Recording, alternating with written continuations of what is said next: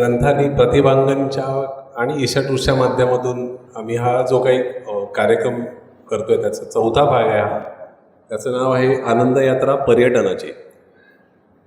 ग्रंथाली तुम्हाला सर्वांनाच माहीत असेल, खूप प्रतिथयश अशी संस्था आहे ज्याच्यातून आजपर्यंत हजारो पुस्तकं प्रकाशित केली गेली आहेत आणि सर्वांनाच प्रकाशन संस्था म्हणून नक्कीच माहीत असेल. पण त्याच्याबरोबरच असे अनेक वेगवेगळे कार्यक्रम ग्रंथालयाच्या माध्यमातून आतापर्यंत झाले आहेत. त्याच्यामध्ये साहित्य तर आहेच, त्याच्याबरोबर वैद्यकीय विषयावरसुद्धा खूप असे कार्यक्रम झालेत. सुदेश इंग्लसबोरकर यांच्याच कल्पनेतून पर्यटन हा विषय घेऊन त्यांनी माझ्यावर जबाबदारी टाकली आणि हा चौथा भाग आहे. पहिल्या भागामध्ये अरुण सबनीस ज्यांनी 100 देश आतापर्यंत फिरले त्यांची मुलाखत झाली. दुसऱ्या भागामध्ये मुंबई ते लंडन आणि लंडन ते मुंबई असं मोटरसायकलवरून प्रवास केलेल्या योगेश आलेकरी या तरुणाची एक मुलाखत आम्ही घेतली होती. तिसऱ्या कार्यक्रमाच्या वेळेला थोडीशी गडबड झाली, सगळं कार्यक्रम ठरला आणि ज्यांच्या मुलाखत घ्यायची होती त्यांनाच जमलं नाही, त्यामुळे मग त्यांनी माझी मुलाखत घेतली. त्यामुळे अशी तिसरी झाली मुलाखत आणि आज चौथी मुलाखत आपण घेतोय सुधीर धर्माधिकारी यांची. मला वाटतं 2005 किंवा 2006 पासून धर्माधिकारी काकांना मी ओळखतोय.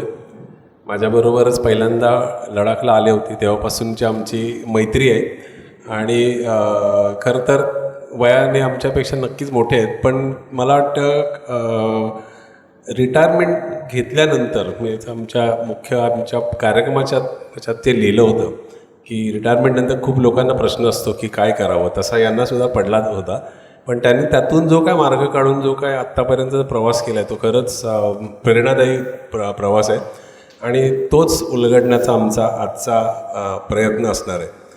त्यामुळे तेव्हापासूनचे काका त्यांना मी बघतो आहे आणि नेहमी सदैव तयार असलेले, कुठेही पर्यटनासाठी जायचं म्हटलं की तयार असलेले, प्रत्येक गोष्टीसाठी सकारात्मकता काय असते ही खरं तर मी काकांकडून शिकलो आहे. माझ्या दुसऱ्या पुस्तकात हे प्रवासी गीतं मध्ये जवळजवळ एक पानभर मी लिहिलं आहे काकांच्या त्या सकारात्मकतेवर. त्यामुळे आम्हीसुद्धा बऱ्याचदा शिकत असतो, लोकांना भेटतो तेव्हा प्रत्येक माणसांकडून काही ना काही नवीन शिकत असतो. तसं काकांकडून ती गोष्ट मी शिकलो आहे. तर सुधीर धर्माधिकारी हे खरं तर BMCमध्ये जॉब करत होते आणि जॉब करून झाल्यानंतर मला वाटतं 2 वर्ष आधीच तुम्ही नोकरी सोडली आणि त्यानंतर त्यांनी काय करायचं हे काही क्लिअर नव्हतं. पण त्यातच पुढे त्यांचा हा प्रवास सुरू झाला.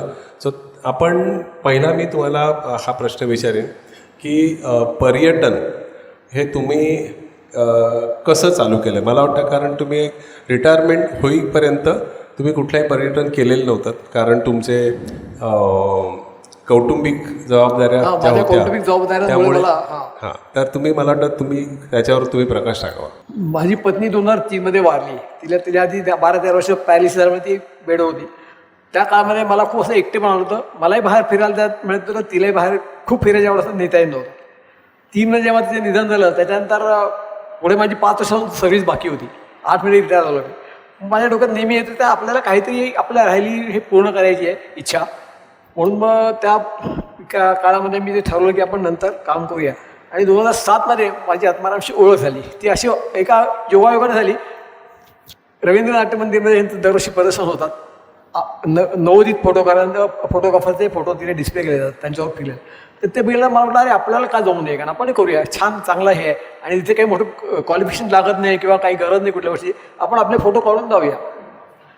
म्हणून 2008 पहिल्यांदा मी माझ्यावर आणखी आमचे 2 मित्र होते, त्यांना एकत्र करून आम्ही एक वेगळी टूर त्यांच्याकडनं अरेंज करून घेतली आणि जायचं ठरवलं.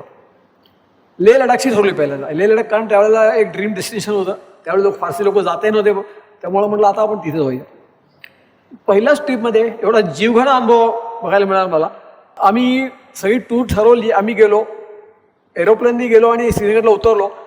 आणि श्रीनगरला उतरल्यानंतर कळलं की त्या फ्लाईटमध्ये सगळ्यांना तुम्ही परत जा, कोणी शहरात जाऊ शकत नाही. कारण त्यावेळेला दंगल चालू होती, गोळीबार चालू होता बाहेर. प्रश्न पडला, पहिलीच ट्रिप आपल्याने आपलं ऑफच झाली, परत जायचं का? खूप मोठा धक्का होता. आम्ही तिथून मग परत आत्माशी फोनवर कॉन्टॅक्ट केला, तर तो म्हणला थांबा, थोडी थांबा, मी तुम्हाला काहीतरी व्यवस्था करता येईल बघूया.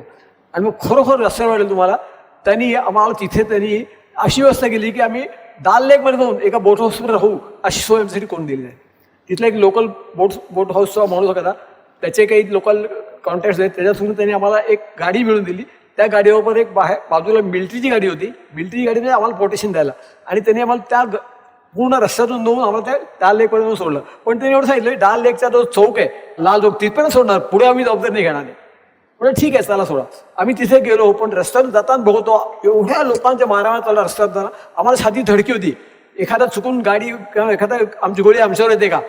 पण ते धैर्य तिथे निर्माण झालं, अरे नाही, हे तर आपल्याला बघायला मिळतं ना, हे बघायला मिळते आपल्यासाठी खूप मोठी गोष्ट आहे. कारण आपण जे दंगलीबद्दल मनामध्ये एक भीती असते ना, ती भीती जेव्हा बाहेर पडते तेव्हा आपण तिच्यामधून जातो, हे तेव्हा ते जाणवलं मला. आणि एक प्रकारचं धैर्य आलं. आम्ही तिथे गेलो, 2 दिवस आमची टूर पुढे जाऊ शकली नाही, कारण कर्फ्यू होता. तिथून बाहेर पडायचं ठरलं तर 2 दिवस बोटून राहिलो.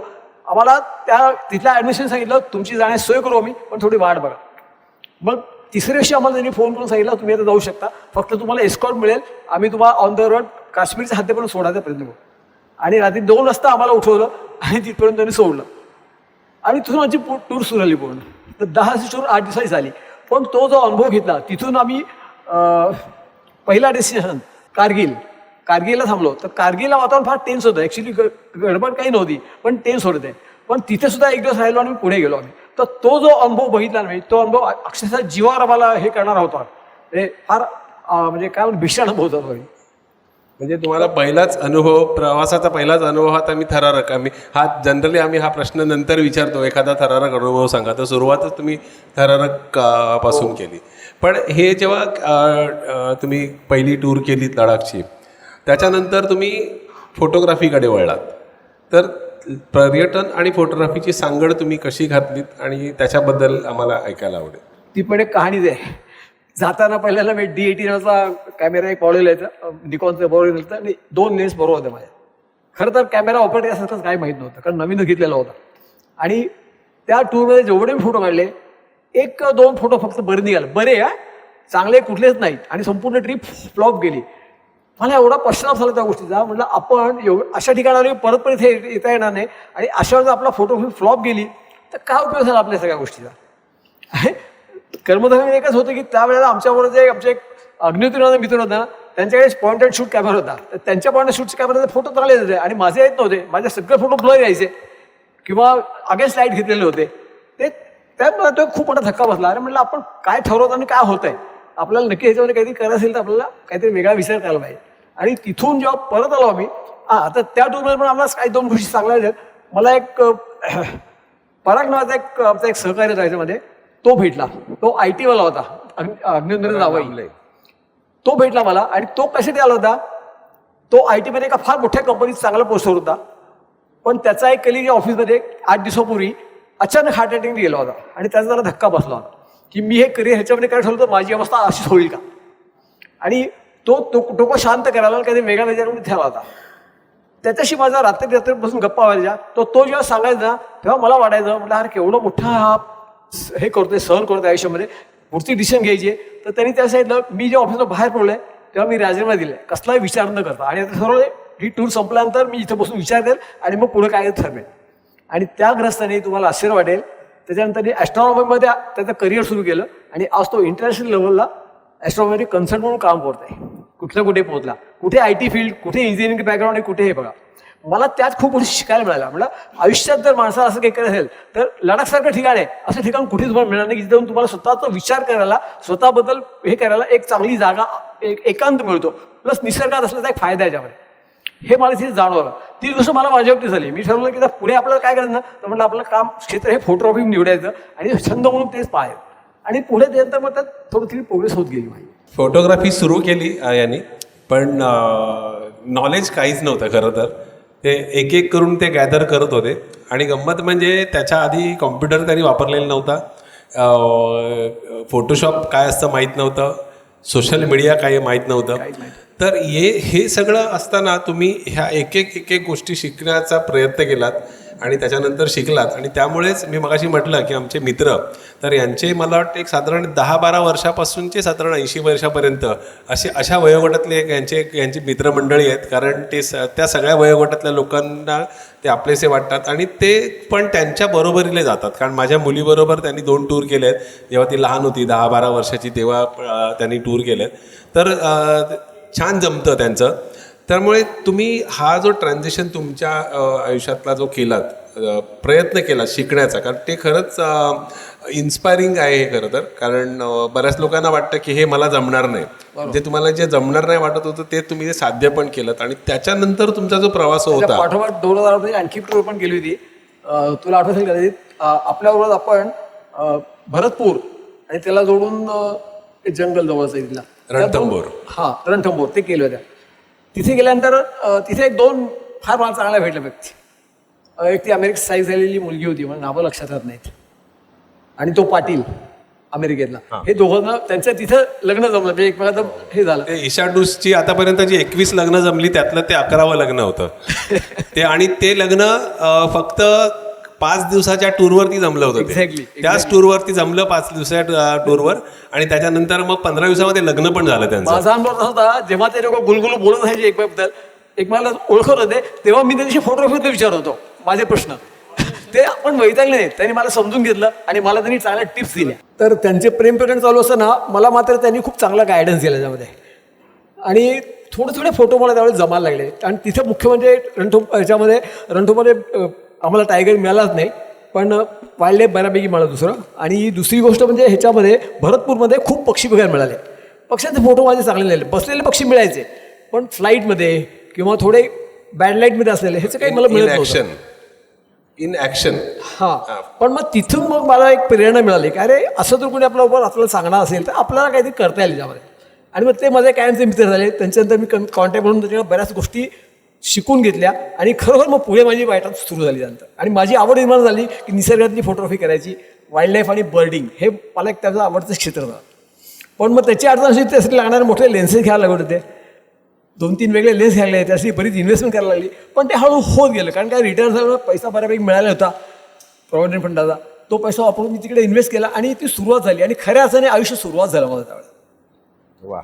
कारण हा सगळा प्रवास मी जवळून पाहिलेला आहे काकांचा, की प्रत्येक टप्प्यामध्ये मी आमच्या गप्पा व्हायच्या. कारण आम्ही बऱ्याच रेकी टूर आम्ही एकत्र केले आहेत. आम्ही दोघांनीच मिळून जी आम्ही आता ईशा टूरची जी एक आमची फेमस टूर आहे हॉर्नबिल फेस्टिवलची, ती त्याच्या रेकीसाठी आम्ही दोघेच गेलो होतो. त्याच्यानंतर आम्ही नागालँड, सिक्कीम, नागालँडमध्ये गेलो होतो. अशा अनेक आम्ही टूर केले होते. त्यामुळे ते प्रत्येक त्यांचा जो शिकण्याचा जो गुण होता ना, तो खूप मला नेहमी आवडला. कारण ते अगदी लहान असेल किंवा आणखीन कोणी मोठं असेल तर प्रत्येकाकडे ते विचारायचे की मला काहीतरी याच्यामधून काहीतरी शिकता येईल का.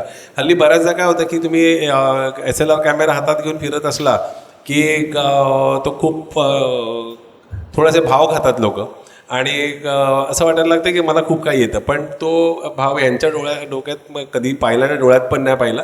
ऑलवेज शिकण्याची जी वृत्ती होती ती वृत्ती खूपच छान होती. यांनी खरं तर ना एक प्रश्न आहे हा, फोटोग्राफीचा अनुभव नसताना त्यांनी बरेच मगाशी जे सांगितलं की फक्त 2च फोटो बरे आले, तर हे अनेकदा आम्ही डिस्कशन पण केलेलं आहे त्याच्यावरती. तर ते फोटो ब्लर का येत आहेत किंवा ह्याच्यावरती खूप अभ्यास करत होते. आणि त्याच्याबद्दल मला वाटतं सांगा, तुम्ही असं तुम्ही एकदा म्हटलं पण होतं की अरे फुकट गेले की का पैसे माझे, एवढे सगळे इन्व्हेस्टमेंट करून की आपल्याला काही जमतच नाही आहे असं तुम्हाला वाटलं होतं. तर त्याच्याबद्दल 1-2 वेळा माझे प्रदर्शनाचे काही फोटो तुम्ही रवींद्रमध्ये लावले होते. आणि त्या रवींद्रच्या ह्याला 2 मोठी माणसं उद्घाटन आली होती. एक गौतम राजर्षी होते आणि दुसरे ॲडव्होकेट अधिक ते होते. तर त्यांच्याशी मला संवाद करायला मिळाला आणि त्यांनी माझ्या फोटोची तारीफ केली. खरं म्हणजे मला जाणवत होतं की माझ्या फोटो टाईप करण्याचं काही नाही, पण जेव्हा त्यांनी ते बघितलं आणि तारीफ केली तेव्हा एक नकळत मनामध्ये हे निर्माण झालं की आपल्याला स्पार्क आहे, फक्त तो आपल्याला फुलवण्याची गरज आहे. आणि मग काय झालं, मी ह्याच्या नेहमी फोटो बघत होतो प्रत्येक वेळेला, कारण टूरमध्ये मी हा कॅमेरा कॅरी करायचा, पण फोटो मी जास्ती करत होता, पण त्याचा प्रत्येक फोटो वेगळा असायचा. ॲक्च्युली मी त्याशी कॉम्पिटिशन केली त्यावेळेला. खरं तर अर्थात कॉम्पिटिशन माझ्या तोडी ऐकीच नव्हती, पण ते करता माझं सुधारणा झाली. हा मला जाणवला तिथला फरक आहे. तर आता आपण पर्यटन ह्या विषयाकडे वळूया. तुम्ही पर्यटन करताना कधीच तुम्ही असं तुमची पाठी कोरी ठेवून आलात? ऑलवेज मी नेहमी बघितलं की बऱ्याचदा आता मी खूप फिरतो, खूप लोकांबरोबर फिरतो, तर एक असा एक हे असतो की आत्ता एक छान पँगॉंग लेक बघतोय आपण आणि पँगॉंग लेक लडाखचा फेमस जो आहे तो आपण एन्जॉय करतोय. पण तिथे गेल्यानंतर मी अनेकदा पाहिलं आहे हा छान आहे, पण मी ना त्या न्यूझीलंडला गेलो होतो ना, तिथे तर काय भारी होता लेक. आपण आत्ता जे आहोत ना तो क्षण एन्जॉय न करता आपण मागे कधीतरी काहीतरी पहिलं त्याला कम्पेअर करण्याची जी हे आहे ना तो एक प्रकार असतो. किंवा एखाद्या गोष्टीमधून असं निगेटिव्ह गोष्ट शोधणं, रोड चांगले असते तर बरं झालं असतं वगैरे वगैरे. तर यांच्याशी बोलताना ते कधीच जाणवलं नाही. ते ऑलवेज पॉझिटिव्ह असतात. प्रत्येक गोष्ट ते पक्षी असतील, झाडं असतील, प्राणी असतील किंवा निसर्ग असेल, काहीच नाही तर अगदी त्यांना ते म्हणतात की इथे आज एकही टायगर दिसला नाही. जनरली तुम्ही एखाद्या नॅशनल पार्कमध्ये जाता तेव्हा तो ड्रायव्हर असतो, त्याच्याशी पहिला डिस्कशन जे होतं ते हमको टायगर दिखाओ. आता टायगर दिखाओ तो का आपण मी काय झूमध्ये नाही आलो आपण ना, तर तो हा असं. पण हे मग त्यावेळेला जेव्हा बोलतात ना तेव्हा फार छान वाटतं की अरे आपण एवढा छान निसर्ग पाहिला, एवढा छान आपण एक जंगलाचा एक वेगळा सुगंध असतो तो आपण घेतला. तर हे जेव्हा बोलतात ना तेव्हा फार ऐकायला पण छान वाटतं आणि आपण त्याची आपली हे दृष्टिकोन बदलतो. तर त्या तुमच्या स्वभावाबद्दल तुम्ही हा दृष्टिकोन मला नयन खानोलकर दिला. आपला नयन खानोलकर हा इंटरनॅशनल लेवलचा फोटोग्राफर आहे. त्याच्या एका वर्कशॉपला तुम्हीच अरेंज केलं वर्कशॉप होतं, भीमाशंकरला होतं ते, तेव्हा आम्ही गेलो होतो भीमाशंकरला. तसं पाहिलं त्या काळामध्ये तिथे वाईल्ड लाईफ काही दिसत नव्हतं आणि आम्हाला वर्कशॉपमध्ये फक्त मी कॅमेरा समजून घेण्यासाठी बोलावलं होतं. त्यावेळेला माझ्याकडे एक मॅक्रोची लेन्स होती 105 निकॉनची, आणि सेकंड घेतली. मला जी क्वालिटी किंवा कसं वापरायचं काय माहीत होतं. त्यांनी ती लेन्स माझी टेबलवर टेस्ट करून दाखवली आणि त्यांनी सांगितलं अरे ही इतकी जुनी लेन्स आहे पण नंबर 1 लेन्स आहे, हिच्यावर जे रिझल्ट येतात ना ते अतिशय उत्कृष्ट येतात. म्हटलं मला तर काही मिळालं नाही कधी, मी दाखवतो तुम्हाला म्हणलं. आणि आम्ही एका कोपऱ्यामध्ये एक छोटंसं आळी चालली होती, त्या आळीचा त्यांनी खाली झोपून फोटो काढून दाखवला. एवढं आवड असतं का झोपून फोटो काढायचे, आणि एवढा ह्याच्यात तिचा मोठा फोटो काढल्यानंतर मग कसं कर तुम्ही बघा एकदा आणि मग तुम्हाला जमते का बाबा. तिथं मला ज्या गोष्टी समजल्या. त्यानंतर त्या रिसॉर्टमध्ये त्यावेळेला तिथे खूप छान गुलाबाची खूप झाडं होती आणि गुलाबाची झाडं आपल्याला माहिती की कायम वाऱ्याने हलत असतात. कुठलाही फोटो तुम्हाला मिळण्यासाठी ते थोडे स्टील झाल्याशिवाय मिळणार नाहीत. तिथे मी त्याची प्रॅक्टिस केली आणि मला तिथे थोडासा कॉन्फिडन्स आला की अरे हे करताना आपल्याला लाईट डायरेक्शन नंतर वाऱ्याची डायरेक्शन हे बघून आपल्याला थोडंसं आड बाजूला घेऊन त्याचा फोटो काढला तर फोटो जमतो आपल्याला. आणि जेव्हा हळूहळू गोष्टी शिकत गेलो तीच गोष्ट प्राण्या पक्ष्यांच्या बाबतीत झाली. तीच गोष्ट त्यांच्याकडनं खूप काही शिकायला मिळालं. म्हणजे खरी प्रेरणा तिथून सुरुवात झाली माझी. एक वर्कशॉप त्यांनी आमचं बॅकवॉटर आपलं ह्याचं उजनीचं तिथे घेतलं. तिथे मी एक फोटो काढला होता. त्या फोटोला मला इंटरनॅशनल लेवलला प्राईज मिळाला. मग माझा कॉन्फिडन्स अक्षरशः आभाळाला पोहोचला. आजही तो फोटो माझा किती ठिकाणी ॲक्सेप्टन्सला गेला आहे, किती ठिकाणी सर्टिफिकेट मिळालं त्याचं गणतीच नाही. पण हे सगळं श्रेय माझं नाही आहे, माझं श्रेय मला शिकवणाऱ्या गुरूंचं आहे. कारण ते पहिले गुरु माझे. नंतर एक मोहिंदर शर्मा नावाचे एक मिलिटरी मंत्री जुनी डॅड ते ठाण्यामध्ये राहत होते. त्यांची माझी ओळख झाली. ती ओळख झाली आमच्या शिंदेच्यामुळे झाली, संजय शिंदेचं पद. त्यांच्याकडे मी गेल्यानंतर त्यांनी मला बेसिक कोर्स फोटोग्राफीचा क्लास केला. पण ते इतके स्ट्रिक्ट होते ना, ते तोंडावर कधी कोणाची तारीफ करायचे, किती चांगली तुमची फोटोग्राफी करायचे. पण त्यात एक आपली एक स्वतःच हे तयार झालं की नाही आपलं अजून चांगलं व्हायला आणि ह्यातनं प्रगती निर्माण झाली. त्यांना प्रगती निर्माण झाली. कारण म्हणजे ह्या सगळ्या गोष्टीचा जो प्रवास आहे, हा प्रवास करताना मला जे जे माझे गुरु भेटलेत ते आजही कायम आठवत मला. कारण कुठलीही गोष्ट करताना मला हे काम करताना जमत नाही म्हणजे मी ते आठवतो त्यांनी मला काय सांगितलं, तेव्हा त्यानंतर पुढे जायचं हे सुरू झालं. यांनी जो उल्लेख केला नयन खानोलकर, तो एक 4 किंवा 5 वर्षांपूर्वी best photograph of the year मला वाटतं BBC photograph of the year म्हणून आमचा खूप जुना मित्र आहे. तर आम्ही एकत्र खूप प्रवास केलेत, आम्ही एकत्र फोटोग्राफी पण केली आहे. पण जसं हे सगळ्या गोष्टींसाठी वेलकम करतात. प्रत्येक गोष्ट निसर्गात दिसणारी कोणतीही गोष्ट त्याचा फोकस फक्त वाईल्ड लाईफ. त्यांनी आम्ही लडाखमध्ये झंस्कार व्हॅली नावाची खूप सुंदर व्हॅली आहे. तिथे खरं तर फक्त वाईल्ड लाईफ फक्त नेचर आणि ते सुद्धा वाईड अँगल मध्ये फोटो काढण्यासाठी नेचर एवढं सुंदर जागा आहे ती. त्या ह्याच्यामध्ये त्या अख्ख्या प्रवासात त्यांनी एकही फोटो नाही काढला. त्यांनी मध्ये दोघांच्या मध्ये बसलेला होता, त्याची ती मोठी कॅमेराची 500 mm ची लेन्स ती अशी घेऊन झोपला होता आणि त्यांनी सांगितलं की एखादं वाईल्ड लाईफ दिसलं तरच मला उठवा, नाही तर मला का उठवू नका. आणि त्यांनी एकही नाही फोटो काढला. म्हणजे पूर्ण त्याचा एकदम फोकस क्लिअर होता, फक्त वाईल्ड लाईफ. म्हणजे पहिल्यांदा आम्ही केनियाला गेलो होतो, त्यात मी खूप शिकलो त्यावेळेला खरं म्हणजे. त्या केनियाच्या अनुभवामध्ये फोटो काढत गेलो, मला आपण वेड्या होतो म्हणलं, तो इतका एक्सपर्ट असून तो काढत नाही, आपण हा, तो काढतच नव्हता. त्याचं कारण तो म्हणत होता की आणि पहिल्यांदा लायन बघतोय पण फोटो नाही काढला एकही. तर म्हणतो लाईट चांगला नाहीये, फोटो काढायचा तर बेस्ट फोटो काढायचे, असे फोटो काढायचे नाहीत. उगाच त्यांनी नाव दिलं. तेव्हा आम्हाला कळलं की डिजिटल गार्बेज नावाचा प्रकार असो, जो आपण हजारो फोटो काढून तो असाच ठेवून देतो. तर तो म्हणाल की जोपर्यंत चांगला लाईट नाही येणार, चांगल्या पोझिशनमध्ये, तोपर्यंत मी फोटो नाही काढणार. आणि आम्ही तोपर्यंत आमचे 300-400 फोटो काढून झाले होते. सो असा फोकस्ड असलेला असे अनेक फोटोग्राफर्स आहेत. तर पण निसर्ग हा आपल्याला खूप काही गोष्टी शिकवत असतो, फक्त आपण डोळे घडून त्याला वाचायला शिकलं पाहिजे. निसर्ग वाचणं ही एक वेगळी कला आहे म्हणूया आपण. ती कला मला ह्यांच्याकडनं मिळाली शिकायला. हो, हा जेवढा फिरतो तो कधी मला ह्याचं जाणं ते 18-20 वेळा कधी गेलाय, पण त्याला तरी कंटाळा नाही काय, ते नवीन बघतो तिथे. काय बघत असेल प्रत्येक वेळेला तो, हे मला नेहमी प्रश्न पडतो. आणि हा जेव्हा सांगतो की माझ्या केनियाला 20 ट्रिप झाल्या, आता 22 ट्रिप होतील, मी म्हणतो अरे 20-22 जाणं का आहे काय तिथे? एकच जंगल आहे, 5 मोठे हे प्राणी आहेत, 6 पक्षी आहेत, पण हे तर तो फारसे फोटो काढत नाही, तरी तिथे काय अनुभव घेतो. पण नंतर लक्षात आलं की निसर्गामध्ये जसं आता माझी एक गोष्ट सांगतो, मी पहिल्या 6 जंगल ट्रिप केल्या, मला वाघ दिसला नाही. 6 ट्रिपमध्ये वाघ दिसला नाही. मी स्वतः एवढा नर्वस झालो होतो की आपला निसर्ग वाघच नाहीये. पण 6 ट्रिपमध्ये मी बाकीच्या गोष्टी निसर्गात बघितल्या, त्या मला खूप काही शिकवून गेल्या. गंमत सांगतो, रणथंबोला याच्यामध्ये आम्ही आत एंट्री करताना एक छोटीशी वॉल होती, त्यावर एक माकड उभं होतं. तो आधी बसला होता आणि आमची जीप जशी जवळ आली, तो पटकन असा उभा राहिला, असा हात धरून उभा राहिला. तो एक फोटो मी काढला आणि त्या एका फोटोवर मला खूप वेळा प्राइजेस मिळाले. असा एखादा मोमेंट असतो आपल्याला, आपण फक्त लक्ष देऊन काम केलं ना की आपल्याला खूप काही मिळतं निसर्गामध्ये. रणथंबोरे असंही खरं तर फार कमी वाघ बघायला मिळतात. आता हल्ली मिळतात, नंबर वाढलेत म्हणून.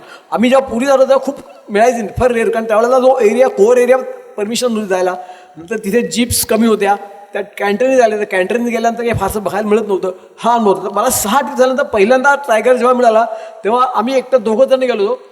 अच्छा, शेजारवर गेलो आम्ही 2 नाही का जीपमध्ये गेलो होतो ओपनमध्ये, आणि 3 दिवस फिरलो.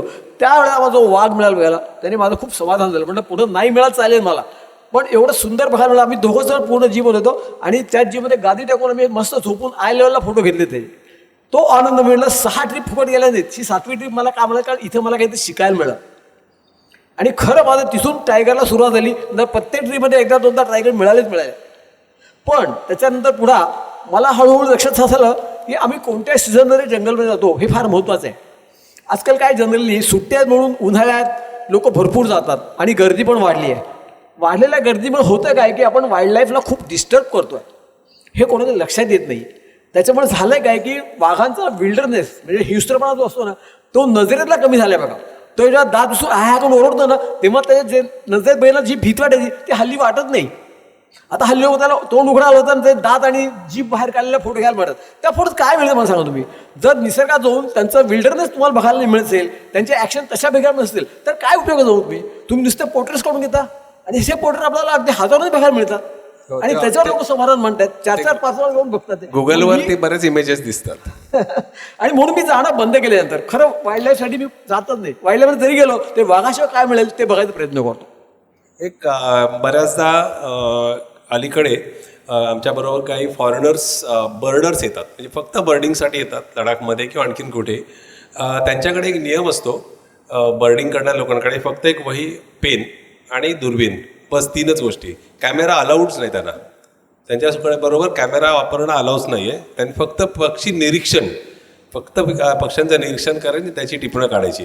आणि आपल्याकडे आता काय आलं की टेक्नॉलॉजीमुळे आपल्या मोबाईलवर पण हल्ली चांगले फोटो काढता येतात. त्यामुळे तो आता टेक्नॉलॉजीमुळे झालेला हा बदल आहे आणि त्याला आता एक्सेप्ट करण्याचा पर्याय नाही राहिला. जसं आता आज हल्ली येत आहे ना, स्पेनमध्ये लोक बहिष्कार करतात टुरिस्टवर की परत जा म्हणून. तसे आता वाघांनी करायला हरकत नाही आता की आता येऊ नका आम्हाला बघायला. नाही, पक्ष्यांवरती असं आहे ना, पक्ष्यांचे फोटो काढणं ही सगळ्यात चॅलेंजिंग गोष्ट. चॅलेंजिंग म्हणजे त्याचा पहिला तुमचा जर अभ्यास असेल त्या स्पीसीजचा, तर तुम्ही फोटो मी कधी होऊ शकत नाही. बरं, तुम्ही त्या फोटो करताना त्या फोटो केल्यानंतर त्याचा अँगल, त्याच्याचा लाईट, त्याच्या सगळे फीचर्स, हे जर गोष्टी तुम्ही टिपल्या नाहीत तर नुसत्या फोटो काढून काही उपयोग नाही देतात. त्या प्रत्येक पक्षाला एक लक्ष घ्यायला पाहिजे, प्रत्येक पक्षाची खाण्याचे अन्न राहायची जागा आणि उडताना किती लेवलला उडतो ह्या सगळ्याचा अभ्यास करायला लागतो. तो अभ्यास जर झाला तर तुम्हाला तो पक्षी सहजपणे फोटो मिळू शकतो. आणि तो नसेल तर तुम्ही वाट बघत असता, तुम्ही जवळजवळ फोटो घ्यायचा प्रयत्न करता आणि तो उडून निघून जातो. असं खूप वेळा झालंय. किती वेळा असं झालं की मला दिवसभरात एकही फोटो मिळाले नाही, पण मी कधी कंटाळलो नाही. मग हळूहळू गोष्टी लक्षात येल्यानंतर समजून घेतल्यानंतर असे फोटो मिळाले की ते फोटो आजही मी माझ्याकडे खूप चांगले म्हणून ठेवलेले सगळे. आणि जनरली मी फोटो काढताना प्रत्येक ह्याच्यात शार्प फोटो मिळतात मी 3 फोटो कमीत कमी काढतो. का तर थोडं थोडं अँगलनी आणि त्यात काय फरक पडतो, म्हणजे फोटोग्राफी करताना आपल्याला काय बघितलं पाहिजे हे त्यातनं समजतं बरंच. तर एक गोष्ट सांगतो तुम्हाला की फोटो, आता आपण जे छोटे पक्षी आहेत त्या पक्ष्यांना पण आयब्रोज आहेत. त्या आयब्रोजचा फोटो तुम्हाला मिळतो की नाही, का फक्त डोळ्यातला लाईट असो तोच घेत आहे, हे फार महत्त्वाचं. त्याच्यानंतर त्यांच्या चेहऱ्यावर पण भाव असतात. त्यांचे भाव सुद्धा तुम्हाला वाचता आले पाहिजे. जसं आमचे एक PSIचे एक मागचे अध्यक्ष आमच्याबरोबर होते, एक डॉक्टर होते. त्यांनी पूर्ण ह्याच्यामध्ये केनियामध्ये पक्ष्यांचे हावभाव ह्याच्यावर फक्त एक पुस्तक बोलवलं आहे, कॉफी टेबल बुक. म्हणजे बघा त्यांनी किती अभ्यास केला असेल. हा जो अभ्यास आहे वाईल्ड लाईफमध्ये किंवा बर्डिंगमध्ये, हा तुम्ही जर कराल तर तुम्हाला निसर्ग खरंच समजेल. आणि तो समजून घेतला तर तुम्हाला त्याची वेगळी मजा येईल. नाही तर कळणार नाही फोटोग्राफी काय. आपण नुसतं जायचं जगाला फिरतो फक्त इतके पक्षी बघितले. आजकाल लोक ते रेकॉर्ड ठेवतात नुसतं. या समजा 1200 आसपास पक्षी आहेत तर माझ्याकडे 600 आहेत, माझे 700 आहेत, मला लायफर मिळाला. लायफर घेऊन तुम्ही करणार काय, तुमच्या फक्त पुस्तकात राहतो. प्रत्यक्षात किती लक्षात राहतो तुमच्या फोटो तुमचे असे लक्षात राहायचे की तुमचा फोटो दुसरं असं वाटतं अरे हा काहीतरी वेगळा फोटो आहे बरं का. ह्यात खरं त्याचे डिटेल्स करतात. हे जेव्हा तुम्हाला कळेल तेव्हा तुमची फोटो म्हणजे सार्थ झाली असं मला वाटतं. मी वयाच्या 65च्या आसपास असताना मी पाहिलेलं ना, क्राउलिंग करत समुद्रकिनाऱ्यावर अर्धा किलोमीटर क्राउलिंग करत फोटो काढण्यासाठी म्हणजे पक्ष्यांच्या आय लेवलला जाऊन फोटो काढायचे असतात जे समुद्रकिनाऱ्यावर असतं तेव्हा. तर त्यावेळेला क्राउलिंग करत सुद्धा फोटोग्राफी केली आहे, पूर्ण चिखलानी माखलेल्या वगैरे. खरं तर मला फोटोग्राफीने माझं वय विसरायला शिकवलं. हो, हे बरोबर आहे, वय विसरायला आज सुद्धा मी शिकवलं. सगळ्यांनी लक्षात ठेवायला हरकत नाही. आणि त्याचं एक म्हणजे गुपित आहे की मी फक्त तरुणांचा सहवास करतो. मला वृद्धांचा सहवास आवडत नाही, कारण त्यांच्यामध्ये काय असते, एक वयाची इतकी सुद्धा जाणीव असते, हालचाली मंद झालेल्या असतात. कुठली गोष्ट आपण चला थोडं पुढे 2 पावलं जाऊ तर लोक अरे नाही मला दमल्यासारखं होतं, मी येत नाही. हे लोकांना थोडं स्ट्रेस करून जायचं माहीत नसतं. त्यामुळे तुमचं वाक्य बदला, तुम्ही असं म्हणा तरुणांच्या पण मानसिक तरुण. हा, मानसिकता आहे ती. पण मानसिकता पण इतकी त्यांच्या हवी झालेली असते ती, त्या मानसिकता बाहेर काढायला लोक तयार नसतात. खरं तर खूप लोक करू शकणारे असतात, पण त्यांच्या डोक्यात असं बसलं तर नाही हे वय माझी तशी नाही आहे असं ठरवूनच ते वागत असतात. तुम्ही कधी आता मी गमत होतो, मी 4 दिवसापूर्वी पंढरपूरची वारी केली आहे 4 दिवसाची, आणि रोज 20 किलोमीटर चाललो आहे. Can you believe at my age of 75 can I walk that much. आणि 3 वर्षापूर्वी ओपन हार्ट सर्जरी झाली आहे, त्याच्यानंतर सुद्धा लगेचच माझी बायपास झाली, सगळे झाले, काय नाही झालेलं माझं. हा सगळ्याच गोष्टी आहेत ना, ह्या गोष्टी होत राहणार आहेत. आपण त्याच्याकडे लक्ष द्यायचं की आपण आपल्याला काय हवं ते करायचं हे ठरवलं पाहिजे आपण. हे फार महत्त्वाचं असं मला नेहमी वाटतं. तुम्हाला या सगळ्या ह्याच्यामध्ये कधी तुमच्या सिनियर सिटीजन्स ग्रुपमध्ये वगैरे त्या कट्ट्यावर बसायला मिळत? मी टाळतो खरं सांगायचं. त्यात आहे चांगले मित्र आहेत, पण जास्ती वेळ त्याच्यात घालवत नाही मी माझ्यासाठी, खरंच घालवत नाही. कारण एक आहे ना, मला आनंद द्यायला आणि आनंद घ्यायला दोन्ही आवडतात. माझ्या चेहऱ्यावर जो आनंद आहे तो दुसऱ्यांना म्हणून दुसऱ्यांना काहीतरी त्यातनं प्रेरणा मिळावी हे असं नेहमी मला वाटतं, आणि त्याचा प्रयत्न करतो मी. इव्हन म्हणजे माझा जेव्हा तुम्हाला 2016 माझी बायपास झाली, माझ्या घरची माझा मुलगा आणि सुनबाई खूप अपसेट झाले होते. मी त्यांना म्हटलं अरे तुम्ही काय म्हटलं विचार करताय, माझं आयुष्य ह्याच्यामध्ये अधूर राहणार नाही, उलटं व्हायच्यानंतर मला रिज्युनेट होणार आहे मी. आणि खरं त्यानंतर माझं खूप चांगल्या प्रकारे व्यायाम चालू झाले. कधी त्याला फरक पडला नाही. आज माझी तब्येत म्हणाल तर वर्षातनं 1 किंवा 2 दिवस तशीच आजारी असतो. आता आजारी पडतच नाही मी, थोडंसुद्धा आजार पण नाही. मला डायबिटीस होता. माझा डायबिटीस कोविडमध्ये रिव्हर्स झाला. मी इन्शुलिनवर 12 वर्ष होतो इन्शुलिनवर, हे लास्ट स्टेज आहे. पण कोविड नंतर माझा इन्शुलिन टोटली बंद झाला 100%. Can you imagine? असं कधी कोणा घडलंय का? ते घडलंय. हा चमत्कार कसा झाला? ही फक्त पॉझिटिव्हिटी आहे, बाकी काही नाही. कारण शेवटी हे सगळे आजार हे आपले मानसिक जास्ती असतात खरं तर शारीरिकपेक्षा. आपण त्याच्यावर जास्ती लक्ष द्यायची गरज नाही, हेच मला सगळ्यांना सांगायचं आहे. पर्यटनामध्ये काय मिळवतो? शुद्ध हवा, मोकळी हवा आणि भरपूर व्यायाम. भूक लागली पाहिजे आणि तुम्हाला खाण्याचे प्रत्यक्ष एन्जॉय करायला पाहिजे, हे फार महत्त्वाचं आहे. क्या बात. तुम्ही आता हा जो तुमचा प्रवास सांगितला त्याच्यामध्ये हौशी छायाचित्रकार ते PSIचे सेक्रेटरी, हा जो प्रवास आहे म्हणजे तुम्ही एका छोटासा एम शूट कॅमेरा घेऊन फोटो काढला, तो तिथून तुम्ही मला वाटते PSI किती 7-8 वर्ष 10 वर्ष किती वर्षाचा तो पिरियड होता, तो 10-1 वर्षाचा पिरियड होता तो. तर हा जो प्रवास आहे ना, याच्याबद्दल मला ऐकायला आवडेल. निर्भय पाटील म्हणून आमचे एक गुरु आहेत, पालघरला राहतात ते खूप जुने फोटोग्राफर आहेत आणि अतिशय प्रिन्सिपलचे लोक आहेत, माणूस येतो. त्याच्याकडनं खूप काही गोष्टी शिकायला मिळाल्या आहेत. ते माझे खरे त्यातले दुसरे गुरु आहेत, मोहिंदर शानचंदर. त्यांनी मला त्यावेळेस सुचवलं की तुम्ही PSIला जा, तुमची प्रगती आणखी चांगली होईल, तुम्हाला आणखी चांगले लोक तिथे भेटतील. PSIला जाऊन मेंबरशिप घेतली आणि मेंबरशिप घेतला. तिथे मी पहिल्यांदा 1-2 कॉम्पिटिशन भाग घेतला, मला यश मिळालं तिथे. त्यानंतर तिथे लाईव्ह मेंबरशिप घेतली आणि त्यांच्याशी जोडलो गेलो. तिथे एक चांगला फायदा असा आहे की खूप चांगले झाले फोटोग्राफर नवीन प्रोग्राम सारखे ती देत असतात, स्लाईड शो होतात, त्यांच्याशी भेटायला बोलायला मिळतं, त्यातनं खूप काही गोष्टी शिकायला मिळतात. तर मला त्यांच्याकडनं खूप काही शिकायला मिळालं आणि मुख्य फायदा असा झाला की इंटरनॅशनल लेवलचं एक्सपोजर मिळालं. मी काही इंटरनॅशनल कॉम्पिटिशनमध्ये भाग घेतला, काही बक्षिसं मिळाली आणि तिथे अशा 2 क्रायटेरिया असतात की तुमचे साधारणपणे 200 ॲक्सेप्टन्सेस मोठ्या स्पर्धेमध्ये झाले तर तुम्हाला एक FIP किंवा FIAP अशा डिस्टिंक्शन मिळतात, जे त्यातल्या डिग्री समजल्या जातात. नंतर पुढची डिग्री असते EFIAP, ती इंटरनॅशनल लेवलची आहे. त्या पण मला 2 वर्षात मिळून गेल्या आणि त्या काळामध्ये मला बरीचशी बक्षिसं मिळाली. डॉक्टरेट, त्याच्यामध्ये डॉक्टरेट म्हणता येईल, एका विषयामध्ये डॉक्टरेट. मला हरकत नाही, 2 पोस्ट ग्रॅज्युएशन आहे पोस्ट ग्रॅज्युएशन. पण मग हे सगळं मिळालं तर तो कॉन्फिडन्स वाढला. तो कॉन्फिडन्स आजपर्यंत कायम आहे आणि नेहमी असं वाटलं आता आपण इथे थांबूया. पण कॉम्पिटिशन जग असं आहे ना की त्यात तुम्ही पडलात ना तर तुम्हाला सतत तेच करत राहायला लागतं. मग सतत आनंद कुठे गमवावा लागतो. मला तो गमवायचा नव्हता कुठे, म्हणून मी ते थांबवलं, कॉम्पिटिशन भाग घेणं सोडलं आणि मनाला हवी तशी फोटोग्राफी सुरू केली. कारण फोटोग्राफीमध्ये एकच गोष्ट लक्षात ठेवायची आहे, फोटोग्राफी इज ऑल अबाउट लाईटची इंटेन्सिटी, लाईटचे डायरेक्शन. ह्या जर गोष्टी तुम्हाला कळल्या तरच तुम्ही त्यात सक्सेसफुल होणार, नाही तर होऊ शकत नाही. आणि तो खूप गहन विषय आहे. पण तो हळूहळू समजायला लागला असं म्हणू. आता ह्या वयामध्ये थोडं समजायला आहे, म्हणून मी आता माझी स्टाईल पण थोडी बदलली आहे फोटोग्राफी. त्यामुळे मी आता हल्ली जास्ती पोर्ट्रेट्स घेतो, स्ट्रीट फोटोग्राफी करतो.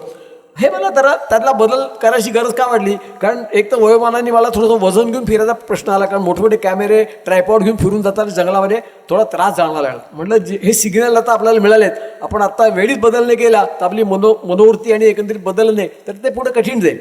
म्हणून ते कमी केलं आहे, बंद नाही केलं, कमी केलं आणि आता थोडी स्टाईल बदलली फोटोग्राफीची. तुम्ही आता स्ट्रीट फोटोग्राफीबद्दल म्हणाला तर आपल्याला जाता येता अनेक गोष्टी आपण जाता येता बघत असतो आणि त्यातून आपल्याला फोटो क्रिएट करता येतात. तर याच्याबद्दल आम्ही एका एक्झिबिशनमध्ये, आमच्या एक्झिबिशनला आपले विजयपद सिंघानिया हे प्रमुख पाहुणे म्हणून आले होते आमच्या एका NCPAच्या एक्झिबिशनला. तेव्हा त्यांनी अनेकांना विचारलं की तुम्ही कोण रेल्वे स्टेशनवरून येता, म्हणजे VT रेल्वे स्टेशनवरून. तर बहुतेक सगळ्यांनी हात वर केले की आम्ही ऑफिसला जाताना येताना तिथून येतो. मग त्यांनी विचारलं की अनेक प्रकारचे प्राणी पक्षी हे तुमच्या त्या बिल्डिंगवरती हे केलेत, कोरलेले आहेत, किती लोकांनी पाहिलेत. तर जवळजवळ प्रत्येकाचा हात खाली आला, कोणाला नक्की सांगता आलं नाही. तर त्यांनी सांगितलं की ह्याचं मी सगळी ब्लॅक अँड व्हाईट फोटोग्राफी केली आहे. आणि मग तेव्हा त्यांनी सांगितलं की तुम्हाला म्हणजे पर्यटनासाठी, फोटोग्राफीसाठी तुम्हाला सतत बाहेर जायची गरज नाही, जाता येता पण तुमची नजर तयार व्हायला पाहिजे. नजर जर तयार झाली, त्याच्यातून तुम्ही जर तुमची फ्रेम तयार केली तर तुम्हाला चांगले फोटो आणि चांगल्या गोष्टी तुम्हाला टिपता येऊ शकतात. तर तो खूप छान एक्सपिरियन्स आम्हाला. बिकानेरला आम्ही 2 वेळा गेलो होतो. बिकानेरच्या बाहेरच्या बाजूला एक कॅरेकॅस ग्राउंड आहे, म्हणजे मेलेली गुरं टाकलेली असते तिथे, आणि तिथे एक गव्हर्नमेंटचा प्रोजेक्ट चालला आहे. आपल्याकडे हल्ली जी गिधाड आहे त्या गिधाडाची संख्या फार रोवली आहे, जवळजवळ संपत आलेत गिधाडे. तर त्यांची संख्या वाढवावी म्हणून तिथे एक वेगळे ग्राउंड केलं आहे आणि तिथे त्यांना वाढवण्यासाठी एक मोठं प्रोजेक्ट सुरू आहे BNHSचा. आम्ही तिथे गेलो होतो. तिथे माणसाच्या उंचीचे मेलेले जनावर पडलेले ढीग आणि त्यात आहेत काय, हाडं. आणि त्या हाडांपेक्षा जनावरांच्या त्याच्यामध्ये मोठ्या प्रमाणात प्लॅस्टिकचा कचरा बघायला मिळाला. हे जे आपण अन्न पिशी टाकतो बाहेर, ते पिशीसही ते खातात, गाई गुरं जी रस्त्यावर फिरतात, आणि त्यांनी त्यांचा मृत्यू लवकर होतो. ह्या आपण किती विचार करतो ह्याच्याबद्दल, किंवा किती जनजागृती करतो ह्याच्यावर, काही करत नाही आपण. पण तिथे जेव्हा ते चित्र बघितलं आणि त्याच्यावर ती गिधाडं ते प्लॅस्टिक तोडून काढून त्यांचं मांस खाताना बघितली, तेव्हा मला इतकी वेदना झाल्या, प्रचंड वेदना झाल्या की मी तिथे दुसऱ्यांदा परत गेलो आणि तेच फोटो काढले आणि ते फोटो परत इंटरनॅशनल लेवलला टाकले. त्याचं सिलेक्ट झाले वेगळे, लोकांना कौतुक वाटलं का त्याचं, पण त्याच्यावर काय विचार पाहिजे हे आपण विसरतो कुठेतरी. आपण निसर्गाच्या ऱ्हासाबद्दल, झाडं तोडण्याबद्दल याच्याबद्दल फार विचार करतो, पण प्रत्यक्ष आपल्या वागणुकीत किती फरक पडतो हा मोठा विचार करण्याची गोष्ट आहे. आणि फोटोग्राफीचे माध्यम मला असं वाटतं की अशा गोष्टी वापरलं जावं की यातनं काहीतरी लोकांना त्याला प्रकाश पडतो डोक्यामध्ये, की आपण काहीतरी चुकतो, एका माणसाला त्यात थोडासा फरक करता आला तरी मिळेल की एक यश आहे आमचं ते, असं वाटतं मला. आपण फोटोग्राफी एक्झिबिशन्स अनेक एकत्र आम्ही केली, त्यामुळे त्याच्यात अनेक मोठ्या मोठ्या फोटोग्राफर्सना भेटता आलं. त्यातला गौतम राजाध्यक्ष यांच्या घरी आपण गेलो होतो, त्याच्याबद्दल तुम्ही सांगा. गौतम राजखिंना मला फक्त 15 मिनिटाची वेळ दिली होती, कारण ते खूप बिझी असतात, प्रचंड कामात असतात. त्यांनी 15 मिनिटं वेळ दिली, पण प्रत्यक्ष आम्ही 3 तास इथे बसलो. 3 तास. Can you imagine? असा माणूस इंटरनॅशनल लेवलचा जातो, आम्हाला एवढा वेळ देऊन गप्पा मारत बसला. त्यांच्यासाठी अमिताभ बच्चन सुद्धा वाट हो. बघायचा. आणि त्यांनी आम्हाला काय सांगा, म्हणजे आम्ही आमचे बेसिक प्रश्न विचारले. आमचा प्रश्न त्यांच्याशी काहीच नव्हते. आम्ही त्यांना तुम्ही एवढ्या सेलिब्रिटीचे फोटो काढलेत, त्याचं रहस्य काय आहे? तुम्ही इतके सहज आणि सुंदर फोटो कसे काढता? त्यांनी काय सांगितलं, मी फोटो कुठं काढतो, मी फोटो काढत नाही, मी त्यांच्याशी गप्पा मारतो. आणि गप्पा मारताना मी तुझ्या बाजूला माझा कॅमेरा ठेवला असतो, गप्पा मारताना मला त्यांची एक पोस्ट चांगली पटकन क्लिक करतो ना, कळत पण नाही की मी कधी फोटो काढला. त्यांच्या सगळ्या सेलिब्रिटीचे फोटो हे त्यांनी अशा प्रकारे काढले की समोरच्या माणसाला फोटो काढला कॅन्डिड पद्धतीने. आणि दुसरी धक्कादायक गोष्ट अशी आहे, त्या माणसाला एकच डोळा होता, दुसरा डोळा नव्हता. दुसरा डोळाचा आर्टिफिशियल होता, पण तरी एका डोळ्याने या माणसाने जे काम केलंय ते अक्षरशः आपल्यापैकी कोणाला जमेल असं मला वाटत नाही, म्हणजे इतक्या लेवलचं माणूस. पण दुसरी गोष्ट त्यांची आवड म्हणजे आपल्याला जाणवत वेस्टर्न म्युझिकची प्रचंड आवड, प्रचंड कलेक्शन. तर तो माणूस मनस्वी जगत होता. आमचं एक्झिबिशन आला तर त्यांनी काय सांगावं, माझी येणारी सोय तुम्ही करायची नाही, मला वाटेल का मी येईन बघून जाईन. ते आले, अर्धा तास आधी आले, आधी फोटो बघितले, नंतर संपल्यानंतर पुन्हा तासभर थांबले, आमच्याशी गप्पा मारल्या आणि मग गेले. एवढा डाऊन टू अर्थ माणूस बघितला तेव्हा मला जाणवलं की अरे आपण आपल्या डोक्यात हवा जाऊन द्यायला पाहिजे. अशा माणसाकडे बघून आपण काय शिकलं पाहिजे, खूप शिकण्याची गोष्ट होती. तिथे एक फोटो होता माधुरी लेकचा. अरुणाचलमध्ये एक माधुरी लेक नावाची जागा आहे, त्याला सांगेतसर नावाचा त्या लेकचं नाव, पण त्याला माधुरी लेक म्हणतात. तेव्हा त्यांना सांगितलं की माधुरी लेक का म्हणतात, तर हो, माधुरी लेक तिथे गाणं शूट झालं होतं त्यावेळेला. आणि गाणं शूट झाल्यानंतर नंतर पुढच्या एका वर्षी त्या माधुरी लेकच्या त्याच्यामध्ये खूप झाडं उभी होती आणि पाणी मिडी होतं, खूप सुंदर जागा होती, त्या बाजूला शूटिंग झालं होतं. आणि पुढच्या वर्षी तेव्हा तिथे धडी कोसळून बरीचशी झाडं अशी बोडकी झाली होती, पण त्या लेकचं नाव तिच्या नावाने पडलं. आम्ही थोडं उशिरा गेलो बघायला, पण आम्ही त्याच्या नुसते उभे राहिल्याचा फोटो काढला, तो पण इंटरेस्ट लेवलला चमकला. म्हणजे ती जागा कशी आहे, चारी बाजूला डोंगर, मध्ये छोटासा लेक, आणि त्या लेकच्या उभी राहिलेली बोडकी झाडं, नुसते स्टेम उभे त्याचे, एवढं सुंदर दृश्य होतं. ते आम्ही पहाटे तिथे गेलो होतो, धुकं होतं, त्या धुक्यामध्ये ते उभे राहिले बघताना असं वाटतं आपण स्वर्गीय जागा आहे, अक्षरशः तिथून निघायची इच्छा नव्हती आम्हाला. फार सुंदर जागा होती ते. आणि त्याची एक स्टोरी पण आहे. तिथेच आम्ही उभे होतो आणि त्यांना सांगितलं की हे माहिती आहे का तुम्हाला हे नाव कसं पडलंय, तर माधुरी दीक्षितवरून नाव पडलंय. तर ते माधुरी दीक्षित त्यांची एकदम म्हणजे सगळ्यात खास मॉडेल त्यांची. तर ते म्हणाले नाही मला हे माहीत नाही आहे. तर तेव्हा अमेरिकेत राहायची माधुरी दीक्षित. तिथून त्यांनी फोन लावला आणि तिला विचारलं की तुला माहिती आहे का तुझ्या नावाचा एक लेख आहे असं, मी समोर येता फोटो काढले तो बघतोय. तर हो मी ऐकलंय म्हणाली, माझ्या नावाने नाव. पण तेव्हा त्यांनी रात्रीचे काहीतरी वाजले होते, पण तिला उठवलं फोन करून, सांगितलं की असं असं एक फोटो बघतोय आणि तो तुझ्या नावाचा आहे, फार कौतुक वाटलं म्हणून मी फोन केला. तर मी खरं हे म्हणाले ते असं की मोठी माणसं जसे अधिक शिरोडकर नावाचे तुम्ही नाव ऐकलं असेल, खूप मोठा माणूस, त्यांनी तर आमच्या प्रत्येक एक्झिबिशनला येऊन ते बसायचे, गप्पा मारायचे सगळ्यांची आणि सांगायचे की मला जरा फोटोग्राफी शिकवा जरा मला, तुम्ही कसे काढता फोटो, चांगले चांगले फोटो. तो खूप छान छान एक्सपिरियन्सेस मिळाले आम्हाला. खरंच मिळाले. जेवढे मित्र या छंदाने मिळून दिलं त्या आयुष्यात मी साधा राहिला असतो मला कधी मिळाले नसते. आणि हा आनंद असतो मला प्रत्येकाशी जोडल्या जाण्याचा, तो फार वेगळा आनंद होता. आणि प्रत्येकाचा मला जे जाणवलं तर प्रत्येक संवादाचं वैशिष्ट्य आहे, तो आपण जाणून घेऊन जर आपल्याला त्यावर बोलता आलं तर जवळीक साधणं फार सोपं जातं ना. आता पद्माताशीबद्दल आपला केवढा एक चांगला हे तयार झाला रेपो. पद्माताशी आपल्या घरचा होता मला, लडाखमधला माणूस आहे जो तिथला फक्त गाडी चालवणारा ड्रायव्हर आहे तिथे, पण आज तो कुठे गेलाय पोचला का, आता फक्त आत्माच्या कॉन्टॅक्टमध्ये आहे म्हणून त्याचा बिझनेस वाढला, सगळं वाढला. आणि बेसिकली तो ज्या प्रकारे लोकांशी जोडला गेला मुंबईतल्या, ती फार वेगळी गोष्ट आहे खरं. तुम्ही कोस्टारिकाला बर्डिंगसाठी गेला होता, तर कोस्टारिकाच्या बर्डिंगबद्दल जिथे अजूनही मी नाही गेलोय, कोस्टारिका हे दोन नॉर्थ आणि साऊथ अमेरिकेला जोडणारा एक छोटासा चिंचोळी पट्टी आहे, 25 किलोमीटर लांबीची आहे. त्याच्या बाजूला हे आहे तो कॅनॉल, ह्याचा पनामा कॅनॉल. पण आम्ही जिथे गेलो होतो तेव्हा आम्ही ठाण्यातले काही लोक आणि आणखी असे 5-6 जण गेलो होतो. स्वाती शिंदे आमच्या होत्या, त्या आमचे लीडर होत्या, शिंदे आमच्या लीडर होते. पण त्यांच्यामुळे संधी मला मिळाली. तर कोस्टारिकामधले जे पक्षी आहेत, कोस्टारिका हे बेसिकली ना रेन फॉरेस्ट आहे. म्हणजे तिथे एका वेळेला पाऊस आणि एका वेळेला ऊन किंवा दोन्ही बाजूनी धुकं असतं, कारण दोन बाजूला दोन समुद्र आहेत. कायम त्यावर पाऊस पडत असतो आणि अतिशय घनदाट जंगल आहे. ते घनदाट जंगलात अनुभवणं, त्यात आज चालत जाणं हे फार चॅलेंजिंग गोष्ट होती. पण आम्हाला त्या ठिकाणी जाऊन आम्ही 8 दिवस तिथं होतो आणि 3-4 वेगवेगळी जंगलं बघितली. अतिशय सुंदर अनुभव आला तिथे. तिथे ते पक्षी बघायला मिळते. फोटो नाही मिळाले, पण पक्षी बघायला खूप चांगले मिळाले. आणि खरोखर जंगल रेन फॉरेस्ट म्हणजे काय असतं ह्याचा अनुभव तिथे फार चांगला बघायला. दुसरा रेन फॉरेस्ट अनुभवला आम्ही बोर्निओमध्ये थोडा अनुभव घेतला होता. बोर्निओमध्ये पण तसं होतं. बोर्निओमध्ये पण मी परवा वगैरे होतो, तेव्हा आमची इथे मला वाटतं दुसरी ट्रिप होती तुमची त्यावेळेला. हां, पण तेव्हा पण आम्हाला फार चांगलं वाईल्ड लाईफ तिथे बघायला मिळालं. वेगळ्या प्रकारची 5 वेगळे मंकीज तिथे बघायला मिळाले. नंतर जम्बो एलिफंट जो असतो छोटा, तो बघायला मिळाला. म्हणजे आपल्या खेळण्यातला जे वाटा असा तो छोटा 5 फुटापेक्षा कमी हाईटचा एलिफंट बघायला मिळाला. हे फार वेगळं काहीतरी जग आहे. आणि हे जग पिग्मी एलिफंट म्हणतात त्याला, पिग्मी एलिफंट. तर हेच बघणं हा अनुभव फक्त ह्याच्यामुळे येऊ शकतो, कारण हा अशी ठिकाणी हुडकून काढतो सगळ्या ठिकाणी. मला सगळ्याचं कौतुक काय वाटतं, हा स्वतः जेवढी पायपीट करतो ना, ती पायपीट सगळ्यांना दाखवायची त्याच्यापेक्षा फार मोठी एक हे आहे. आणि खरोखर त्याचा आनंद सगळ्यांना मिळतो. मी आजपर्यंत कुठलाही मोठ्या टूर कंपनीवर कधी टूर केलेलं नाही एकही, आणि कधी जाणार पण नाही हे ठरवलं मी. कारण मला असं भोजनाला शिवून यायला आवडत नाही. लोकांची लिस्ट बघा तुम्ही, हो अमेरिकेत गेलो, युरोप बघितला, काय बघितलं सांगायला तर काही सांगता येणार नाही. मोठी शहरांची नावं ऐकतील, मग प्रत्यक्षात तिथलं निसर्ग सुंदर काय बघितलं, तिथे काय तुम्हाला आवडलं ह्याचं बोलणं कोणी काय म्हणणार. मग केवढं सुधारले देश आहेत, तिथे असं आहे तिथे तसं आहे.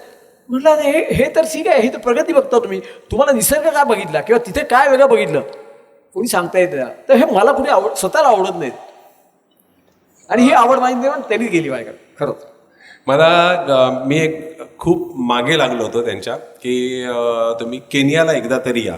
जवळजवळ 3-4 वर्ष मी सतत त्यांच्या पाठपुरावा करत होतो, पण त्यांचं म्हणणं होतं की तेवढ्या पैशात इथल्या 4 सफारी होतील. पण ते म्हटलं की एकदा या तुम्ही, नंतर तुम्ही असं म्हणाल की त्यापेक्षा मी 4 वर्षांनी एकदाच जाईन, पण केनियाला जाईन. आणि ते आले केनियाला, आणि त्यांनी मला केनियाबद्दलचा अनुभव तुम्ही सांगा. केनियामध्ये आम्ही गेलो तेव्हा आम्ही 11-12 जण होतो. आणि खरं तर मला एक गोष्ट जाणवली, अबंडन्स ऑफ वाईल्ड लाईफ हे बघायचं असेल तर तिथेच जायला पाहिजे. भारतामध्ये किती जंगलं फिरा, त्या सगळ्यांची जंगलात बरोबर एक ट्रिप तिकडची त्याबरोबर होते. बरोबर हे अक्षरशः सकाळच्या वेळेला रात्री मारलेली शिकार खात बसलेले लेपर्स 11-12 2-3 ठिकाणी असे बघायला मिळाले की ते खात आहेत आणि ताव मारतायत. अहो हे दृश्य, आणि तुम्ही अगदी 15 फुटावर जाऊन बघू शकता. हे कुठे मिळणार आहे? आपल्याकडे लेपर्ड बिबटे दिसतात कुठे झाडावर बसलेत किंवा दिसतो तो पळून गेलेला असतो, नुसती नजरभेट होते. पण इथं प्रत्यक्ष सगळे ॲक्शनमध्ये मिळाले.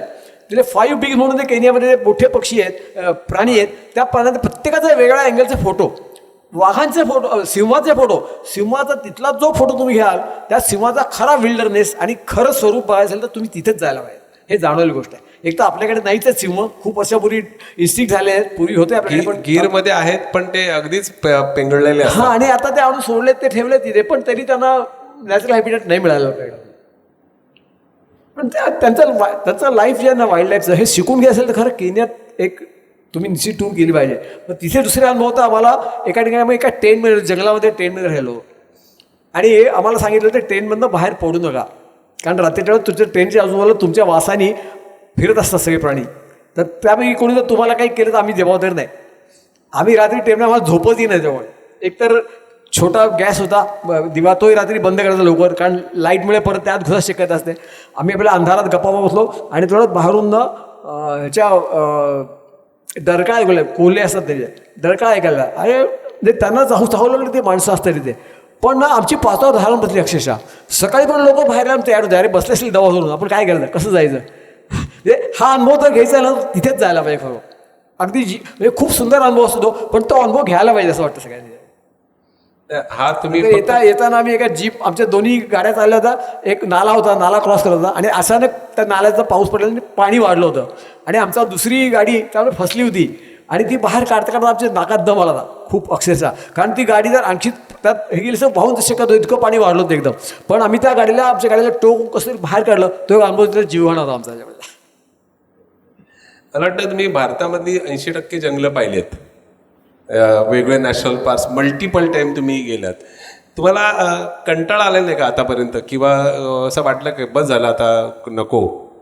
नाही म्हणजे असं सांगेन ना, हिमालयामधले जे काही जंगल आहेत म्हणजे हिमाचलमधले ते खरं अजून खूप मेंटेन आहेत चांगले तिथले. नंतर दुसरं साऊथमधले सगळे, कारण ह्या 2 राज्यांमध्ये आपल्याकडे खूप चांगला अवेअरनेस आहे लोकांमध्ये. बाकीचे आता सेंट्रल पार्टमध्ये किंवा आपल्या महाराष्ट्रामध्ये बघाल तर आपण खरोखर त्याच्यावरती फार उदासीन आहोत. जसं आता आपण मुंबईतलं उदाहरण घेतो, आपल्याकडे सुंदर फ्लेमिंगोचा मोठा अधिवास आहे, इथे नॅचरल अधिवास ते राहतात, पण आपण त्यांचा अधिवास तोडायला निघालो सर. म्हणजे विकास घ्यायचा की भकास तयार करायचं हे विचार करण्याची आज गरज आली आहे. आणि खरं सांगायचं तर ह्याची पब्लिकचा ट्रस्ट निर्माण झाल्याशिवाय ही गोष्ट होणार नाही असं मला स्वतःचं मत आहे. पण जो पण पब्लिक जागरूक होत नाही, आणि तिथे सुद्धा लोक जेव्हा जातात ना, आता गेल्या 2 महिन्यापूर्वी बातमी असेल की विमानाला धडकून 13 फ्लेमिंगोज इंजोर्ड झाले किंवा मेले. ह्याच्याबद्दल कोणाला काही वाटलं का, चर्चा झाली कोण जाईल? ते पण शेवटी प्राणी आहेत ना, त्यांना जीव होता ना. आपण आपल्यासाठी ते त्यांच्या पाथमधनं जात होतं, त्यांना रिटर्न त्यांचा जर्नी चालू होता आणि त्या ह्याच्यात ते मेले. मला सांगा त्यांच्या फ्लॉकमधल्या बाकीच्यांच्या डोक्यात काय असेल, त्यांच्या डोक्यात विचारत असेल कुठल्या गोष्टीचे आपण नाही करू शकतो काय विचार असेल, पण पुढच्या वेळी आपण इथे यायचं की नाही हे ठरवायला त्यांच्या डोक्यात एक निश्चित हे तयार होतं ना. आज सुद्धा जेव्हा मायग्रेशनचा विचार करतो आम्ही, मी BNSवर थोडं काम केलं आहे, मायग्रेशनचे पाथ तयार केले. म्हणजे पक्षी जेव्हा युरोपमधून आपल्याकडे येतात किंवा आपल्याकडनं परत इकडचं हे संपल्यानंतर परत जातात, तेव्हा ते जाताना त्यांच्या मार्गात बदल झालेले आढळतात. किंवा काही वेळेला पक्ष्यांच्या पायामध्ये टॅग लावतात, टॅग, तो पक्षी कुठून आलाय कळावं म्हणून. जिथून सुरुवात होतो तिथून आपल्याकडे आलं खूप वेळा टॅग म्हणून ठरवतो की हा कुठल्या आला, मग त्याचा मार्ग काय असेल. आणि काही वर्ष लक्ष झाले की ते आपले मार्ग बदलत आहेत. इव्हन भारतात येणाऱ्या पक्ष्यांची संख्या 50% कमी झाली आहे. त्याचं कारण आपल्याकडचा होणारा ऱ्हास आहे. आता काही वर्षात जर समजा ते आपल्याकडे येणं बंद झालं तर नुकसान कोणाचं आहे? त्यांचं नुकसान आहे, ते कुठे जाणार आहेत. पण आपल्याला त्याचा विचार करायची गरज आहे ना, कारण आज आपण बघतोय आपल्याकडे प्रचंड उन्हाळा वाढला. यावर्षी 48 ते 50 डिग्री आपल्याकडे शहरामध्ये आलाय. ह्याचा फायदा आज आपल्या पुढच्या पिढीच्या मुलांना किंवा पिढीला सहन करावा लागणार ना. तर मला जाणवती गोष्ट आहे, मी स्वतःचा विचार करतो, आम्ही जेव्हा बरंच काही व्यक्त करतो, पण ना त्याला माणसाचं पाठबळ मिळत नाही खरं. आणि ही गोष्ट पुढच्या पिढीला शिक्षणातून समजवली पाहिजे आणि तेव्हा कुठे जागृती येईल. जसं प्लॅस्टिक हा आपला फार मोठा शत्रू आहे असं म्हणतो, तर प्लॅस्टिक अवेअरनेस बद्दल बंदी घातली, सरकारचं काम झालं. बंदी पाळायची की नाही आपण ठरवायचं आहे. सरकारी यंत्रणा तुम्ही पाळताय म्हणून तुमची सोय म्हणून गप्प बसतायत, शेवटी नुकसान कोणाचं आहे सगळं. म्हणजे असा अवेअरनेस अशा प्रोग्राममध्ये होऊन मला पोचवायचं आपल्यापर्यंत, आणि आपण लोकांना पसरा, आपण स्वतः हे करा असं मला सांगणं आव्हान करेल तुम्हाला. कारण नुसतं प्लॅस्टिक नाही आहे, अशा कितीतरी ज्या गोष्टी आहेत की आपण त्याच्यामध्ये खूप उगीच नुकसान करतो नेचरचं खरं सांगायचं.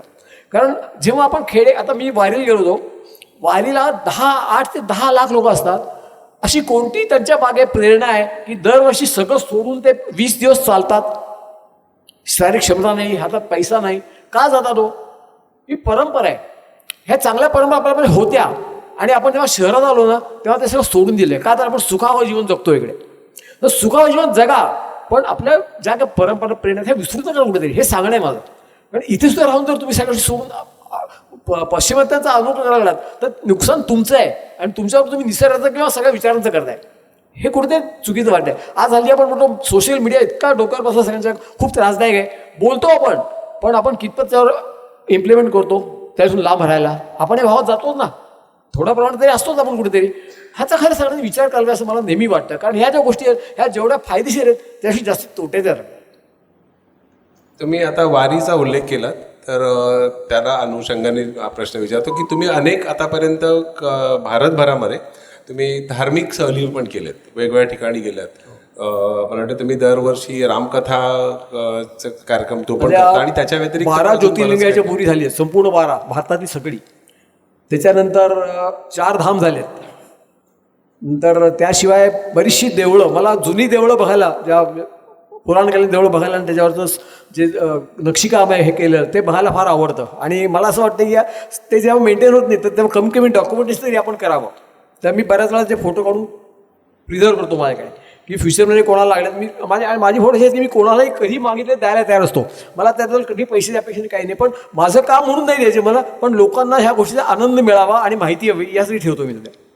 तर गेले 2 वर्ष कोविडपासून मी थोडासा माझा हे बदलला, म्हणजे थोडासा अध्यात्माकडे वळलो आहे. मी अध्यात्म का वळलो की कोविडनंतर गोष्ट जाणवली की आपल्या आयुष्यामध्ये जी एक काय म्हणू आपण हे असते की आपण सतत धास्तावलेलो असतो, पुढे काय होईल माहीत नसतं. तर ह्यासाठी आपल्याला मानसिक शांतीची गरज आहे, आणि मानसिक शांती शेवटी आपल्याला अध्यात्म आपल्या आचरण आणू तेव्हा ती मिळणार आहे असं मला एक कळलं याच्यानंतर. तुम्हाला गंमत वाटेल, माझ्या ह्यात काही हे नसताना 11 जानेवारीला मला एका मित्राने आमच्या विचारलं की चला आपण अयोध्येला जाऊया, 22 तारखेला मंदिराचं उद्घाटन आहे, आपण जाऊया. आमंत्रण आहे, तिथे काय बघायचं माहीत नाही. आम्ही गेलो. तिथे गेल्यानंतर तुम्हाला गंमत वाटेल, 16 दिवस आम्ही अयोध्येत राहिलो. आणि 16 दिवसापैकी ज्या दिवशी मंदिर उद्घाटन व्हायचं होतं मोदींच्या हस्ते 22 तारखेला, 21 तारखेला प्राणप्रतिष्ठा झाली मंदिराची इथे. आणि त्या मंदिरात प्राणप्रतिष्ठेमध्ये मंदिराच्या गर्भगृहात राहून मला ते सगळं सोहळा बघायची संधी मिळाली. किती लोकांना मिळालं असेल भारतामध्ये? जे फक्त 150 सगळे वेदाचार्य होते ज्यांनी हे मंत्र म्हणले आणि त्यांच्या हातात काम असलेले 10-12 लोक आणि आम्ही 2 जण होतो. महत्त्वाची गोष्ट त्या ठिकाणी मला माझा कॅमेरा घेऊन जाता आला. जिथे एवढी कडक सुरक्षा व्यवस्था होती की काही मोबाईल पण अलाउड नसता, तर आम्हा दोघांना आमचे मोबाईल आणि कॅमेरे आत नेता आले, माहिती नसताना झालं त्यातलं. आणि आतमध्ये गेल्यानंतर आतल्या एका असिस्टंट डीन होता आसामचा, पंकज म्हणून, त्यांनी म्हटलं तुमच्याकडे कॅमेरा आहे ना? म्हटलं तुला कसं माहिती आहे बाबा? मला माहिती आहे म्हणाल. म्हटलं कसं माहिती आहे? मी तर कोणाला दाखवायला पण नाही, माझं स्कॅनिंग पण झालं काही नाही तिथं. नाही आहे मला माहिती आहे. आणि आपण संध्याकाळी फोटो काढूया मंदिराचा भाग.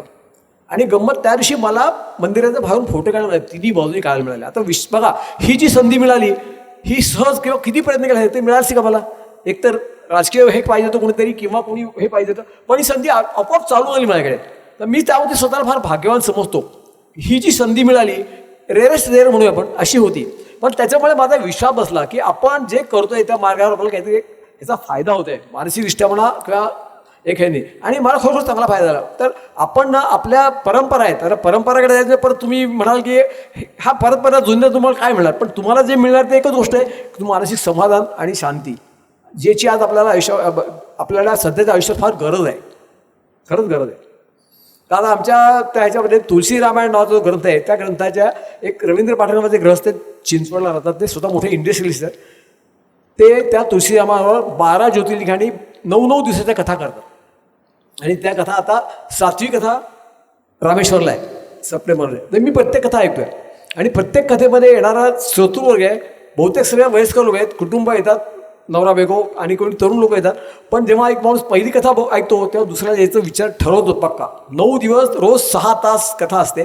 पण ज्या प्रकारे चिंतन ते सांगतात ते तुमच्या रोजच्या आयुष्याशी निगडीत असतं. कुठेही राजकारण नाही किंवा कुठं फार क्लिष्ट प्रकार समजत नाही, पण ते ऐकण्याचं एक हे त्याचे यूट्यूब व्हिडिओ पण कायम चालू असतात. प्रत्येकाला लाईव्ह व्हिडिओ रोज 6 तास व्हिडिओ तुम्हाला व्हिडिओ बघायला मिळतील. रवींद्र पाठक नाव टाका, यूट्यूबवर बघायला मिळतील. पण हे एकदा अनुभवाची गोष्ट आहे. हे खरोखर रामायण हे आपल्या का आदर्श आहे आपल्याकडे, हे जे आपण म्हणतो ना, ह्याचं खरं आपल्या रोजच्या जीवनात जेव्हा प्रतिबिंब उतरेल तेव्हा आपल्याला ही जाणीव होईल, खरंच जाणीव होईल. आणि ती खरोखर मी सांगताना आजच्या पिढीत देण्याची गरज आहे असं मला नेहमी जाणवतं. फार तुम्ही बोलू नका, फार धर्म किंवा कर्मकांड करू नका, पण विचार आणि आचार ह्या 2 गोष्टी तुमच्याकडे राहिल्या तर तुमचं आयुष्य बदलून जातं. हे मला गेले 3 वर्षातला अनुभव नाही. वा, क्या बात आहे. तुमच्या हे सगळं करत असताना तुमच्या कुटुंबाचा तुम्हाला किती कुटुंबाच्या सहकार्य होऊ शकत नाही. सगळे आहेतच इथे तरी सुद्धा दोघंही आहेत माझे, दोघं नाही ते आहेत माझ्यावर. फक्त ते मला नेहमी ना थोडं थांबवायचा प्रयत्न करतात. बाबा आता बघू, थोडं थांबवा ना जरा, एवढी काय घाई करताय, थोडं ते लेट जा, इतके दिवस नका जाऊ, चालू असतं त्यांचं. पण मी त्यांना म्हटलं, अरे बाबा नो, मी तर माझं हे टॉनिक आहे, तर मी थांबवलं तर मला थांबवाच लागेल. म्हटलं बाबा ते थांबवायचं आहे, जेवढं जमेल करत राहायचं, एवढंच सांगणार. आणि माझी खरंच इच्छा आहे की आपला जरी कुठे शेवट आला तर अशा ठिकाणी व्हावं की ज्याकडे निवांत ठिकाणी मी आहे. हा माझी खरोखर मनापासून इच्छा आहे की या निसर्गात व्हावं सगळं जे होते, घरी न व्हावं. म्हणजे आता आपल्या हातात नाही ती गोष्ट, आपण फक्त विचारू शकतो, पण आपली वृत्ती त्या ठेवू शकतो. एवढंच मला वाटतं याच्यामध्ये. क्या बात आहे. आता आपण शेवटाकडे येऊया. आता पर्यटनाच्या माध्यमातून आपण पर्यटनविषयी बोलतोय, आपण फोटोग्राफीबद्दल पण खूप बोललो, पण आपला खरं तर सर्वसामान्यांचाच असतो विषय. फोटोग्राफीमुळे पर्यटन किंवा पर्यटनामुळे फोटोग्राफी हे ॲक्च्युली आता एकमेकांना जोडले गेलेले आहेत. पूर्वी SLR कॅमेरा होते, आता त्याची जागा आता छोट्या तुमच्या फोननी घेतली आहे. त्यामुळे फोटो आणि पर्यटन हे एकत्रच आहे. पण तुम्हाला आणखीन काय वाटतं की काय झालंय, आधी प्रत्येक फोटोग्राफर झालाय मोबाईलमुळे, तर आपला प्रत्येक हिशात कॅमेरा आहे आणि कुठलाही आपलं बघितलं सेल्फी बरोबर काढण्याची एक सवय असते आपली. पटकन कुठे गेलो ना सेल्फी घ्यायची, सोशल मीडिया टाकायचं, हे आपल्याकडे फॅड झालंय. आणि त्या फॅडकडे आपण बघतो किती ॲक्सिडेंट होत आहेत, लोक जीव गमवत आहेत, तरुण पिढीचा अविचार करून सगळ्या गोष्टी करतात. मग कुठल्या गोष्टीचा संयम ठेवून जर गोष्टी नाही केल्या ना तर त्या आपल्याला घातक ठरणार आहेत. एक गोष्ट. दुसरी गोष्ट, फोटोग्राफी ही असावी पण फोटोग्राफी सिलेक्टेड केली पाहिजे, हे असं माझं मत आहे. कारण त्या प्रत्येक गोष्टी लिमिट जर ठरवून आपण नाही वागलो ना तर आपला उपयोग नाही त्या गोष्टीचा. आणि मग शेवटी करतो कारण मोबाईलवर फोटो आपण फार काय ठेवू शकत नाही, डिलीट करायला लागतात किंवा आपोआप होतात. मोबाईलचं हे भरलं की आपण आपोआप ते डिलीट करतो. ह्या सगळ्या गोष्टी असा वापर नाही झाला पाहिजे. तुमच्या आठवणी कायमस्वरूपी जतन करतील असे फोटो काढा आणि ते फोटो तुम्ही प्रिझर्व करा, तर तुम्हाला खऱ्या अर्थाने त्याचा आनंद घेता येईल. आज काय होतं, आपण मोबाईल काढलेले फोटो इतके कॅज्युअल असतात आणि ते काढू नये असं म्हणणार नाही मी, काढा तुम्ही, पण ते प्रिझर्व करण्यासाठी कधी विचार करा आणि थॉटफुली काम करा, तरच तुम्हाला त्याचा उपयोग आहे. दुसरी गोष्ट अशी की माझं असं म्हणणं आहे, कला माणसाला आयुष्यात कुठली तरी कला शिकली पाहिजे किंवा कला अंगीकारली पाहिजे किंवा कलेकडे लक्ष दिलं पाहिजे. कारण कला ही माणसाला स्ट्रेस बुस्टर असते. जसं आता आम्ही फोटोग्राफीबद्दल नेहमी म्हणतो, पेंटिंग किंवा चित्रकला ही हँड इन हँड गोष्ट आहे. फोटोग्राफर ती फोटो काढतो, दाखवतो, पण चित्रकार ते चित्र त्यांना ब्रशशी तयार करतो आणि रंग भरतो. म्हणजे दोन्ही एक वेळेला पूरक आहेत. पुष्कळ फोटोग्राफी चित्रकार तुम्ही बघाल तर आधी फोटो घेतात आणि घरी बसून त्याच्यावरनं पेंटिंग करतात आणि खूप चांगले वाटतात. ते काय करतात, तिथे नसलेले कलर्स पण ॲड करून स्वतः त्या फोटोग्राफी हे वाढवतात. पण फोटोग्राफरला हे करता येत नाही. फोटोग्राफरला करायची गोष्ट असते ती त्याला आहे त्यातला बेस्ट काय देता येईल, तो कसा क्रॉप करता येईल, त्यात कसं एडिटिंग करता येईल हे करून त्याचं हे करता येईल. म्हणून फोटोग्राफीला फार महत्त्व बाहेर दिलं जात नाही. वेळात पेंटर किंवा चित्रकार असतात, त्यांचे एक चित्र बघा तुम्ही लाखो करोड विकले जातात. त्याचं कारण काय की ते मनमानाप्रमाणे करू शकतात, पण फोटोग्राफरला ही संधी नसते. म्हणून फोटोग्राफी फार कॅज्युअल आहे. फोटोग्राफी कॅज्युअल असते तरी पण तिचं महत्त्व काही कमी होत नाही. कारण तुम्ही जेव्हा एखाद्या गोष्ट डोळ्यात बघतो तेव्हा तुम्हाला नक्कळच वाटतं, अरे मी घरी गेल्यावर माझ्यासमोर असायला पाहिजे, मला ह्याची कॉपी लागेल घरी. भले काही दिवसांना पण विसरून होतो त्याला, पण ते बघण्याची आपल्याला एक जी हे तयार झाले असतं ना आणि तो निसर्ग आमच्या डोक्यात बसला असतो, तो सहजपणे विसरू शकत नाही. पण ही त्याची कला हे आहे आणि म्हणून निसर्ग आणि त्याचा फोटो काढणं हे हँड इन हँड चालणार आहे. पण तरी त्या दोन्ही गोष्टीबद्दल आपण जागरूक राहिलं पाहिजे असं मला वाटतं. मला वाटतं आपण काही प्रश्न घेऊया का? आपल्यातील टोकाचा नम्रपणा मी पाहिला. घरच्या परिस्थिती मिळाला का सत्संग मिळाला याची उकल होईल. ह्या सगळ्या कारण खरं तर मी म्हणले बेसिकली निसर्गाने आणला हा काळ. निसर्गात जेवढं लावू ना तेवढ्या खूप गोष्टी आपल्याला आपोआप आपल्या वांगीमध्ये बांधतात. सत्संगामध्ये हा निश्चित आहेच आहे, पण तो त्यानंतर त्यातली स्ट्रेंथ जरा उशिरा काढली मला. खरं तर आहे त्यात निश्चित कॉन्ट्रीब्युशन येतं, पण त्याच्यापेक्षा मला म्हणजे पूर्वीपासून म्हणजे हे तर आता गेल्या 3 वर्षाची गोष्ट आहे माझी. त्याच्यापासून माझ्या सोबत जे माझे मित्र आहेत ते सगळे सांगू शकतील तुम्हाला की पहिल्यापासून माझा कायम कुठल्या गोष्टी बघण्याचा दृष्टिकोन हा निकोप असायचा. नव्याने बघतो अशाने बघतो हा दृष्टिकोन मिळाला, त्यामुळे हा एक आनंदी हे सुरू झाला याच्यामध्ये प्रवास. तुम्ही जेव्हा फोटोग्राफी करता तेव्हा डिजिटल कॅमेरा वापरता की रेग्युलर जो पूर्वीचा SLR त्या टाईपचा कॅमेरा वापरता? सुरुवात केली डिजिटल कॅमेऱ्याने, नंतर हळूहळू ते कॅमेरे काही बदलत गेले, असे मॉडेल बदलले, गरज बदलली, त्यामुळे लेन्सेस बदलले. दुसरं असं आहे की कुठलं व्यसन नाही, त्यामुळे जो काही पैसा होता ना आणि जबाबदारी कुठली नाही, मुलांना कधी गरज असली नाही, तो पैसा फक्त फोटोग्राफी टाकला. मी आजपर्यंत जवळजवळ 12 ते 15 लाख रुपये फोटोग्राफीच्या इक्विपमेंट खर्च केले, विचार करा. आणि नंतर एकदा ऑपन झाला त्याची किंमत 0 होते, रिसेल व्हॅल्यू काही नाही, पण तो आनंदासाठी केला आहे. आणि दुसरी गोष्ट जी त्याच्यामध्ये बदल होत गेले, पण आता जी नवीन टेक्नॉलॉजी आता हल्ली काय झालं फोटोग्राफीमध्ये बऱ्याचशा चुकीच्या प्रथा आल्या. जे AI आले किंवा एडिटिंगचे खूप वेगळे सॉफ्टवेअर्स आले, त्याच्यामुळे ना फोटोची ओरिजिनॅलिटी कुठेतरी कमी झाली आहे हे जाणवते कुठेतरी. आणि मग तेव्हा मला जाणवलं की आपल्याला ते जमणार नाही म्हणून मी त्याचा बाजूला हटलो. आता आजकाल लोकांना तो ट्रेंड आहे, पण मला नाही पडलं ते. कारण ओरिजिनल फोटो तर ओरिजिनल असतो, ओरिजिनल जे आहे त्यात अल्टर करणं हे काय ते चुकीचं असं मला नेहमी वाटतं. पण लोकांचं म्हणणं असं काही म्हणजे त्यातला काही पार्ट काढायचा, काही ॲड करायचा, त्यामुळे आणखी चांगला दिसतो. हा प्रत्येकाचा दृष्टिकोन आहे, त्यामुळे त्याला आपण चॅलेंज करू नये असं वाटतं मला. नाही, मी हा प्रश्न याच्यासाठी विचारलं की जनरली माणसं ट्रॅव्हलिंगला जातात तेव्हा मोबाईल असल्यामुळे मोबाईलमध्ये फोटो काढतात, पण ज्यांना खरंच आवड आहे थोडीफार त्यांनी कोणता कॅमेरा वापरावा की तो इझिली त्याला हँडल करता येईल? कारण काय बऱ्याच वेळा पूर्वीची आपण गळ्यात घालायला लागायचे SLR साधारणपणे ना हल्ली ते लोडणं, सांभाळणं आणि फिरणं हे करताना. हो नाही, कॅमेरा घ्यायचा असेल तर कॅमेऱ्याच्या बाबतीत एक गोष्ट महत्त्वाची आहे. कारण ब्रिज कॅमेरा म्हणून एक प्रकार असतो ज्याच्यामध्ये थोडंफार झूम लेन्स असते आणि छोटा कॉम्पॅक्ट कॅमेरा असतो, तो वापरायला हरकत नाही कारण तो बऱ्यापैकी रेंज देते.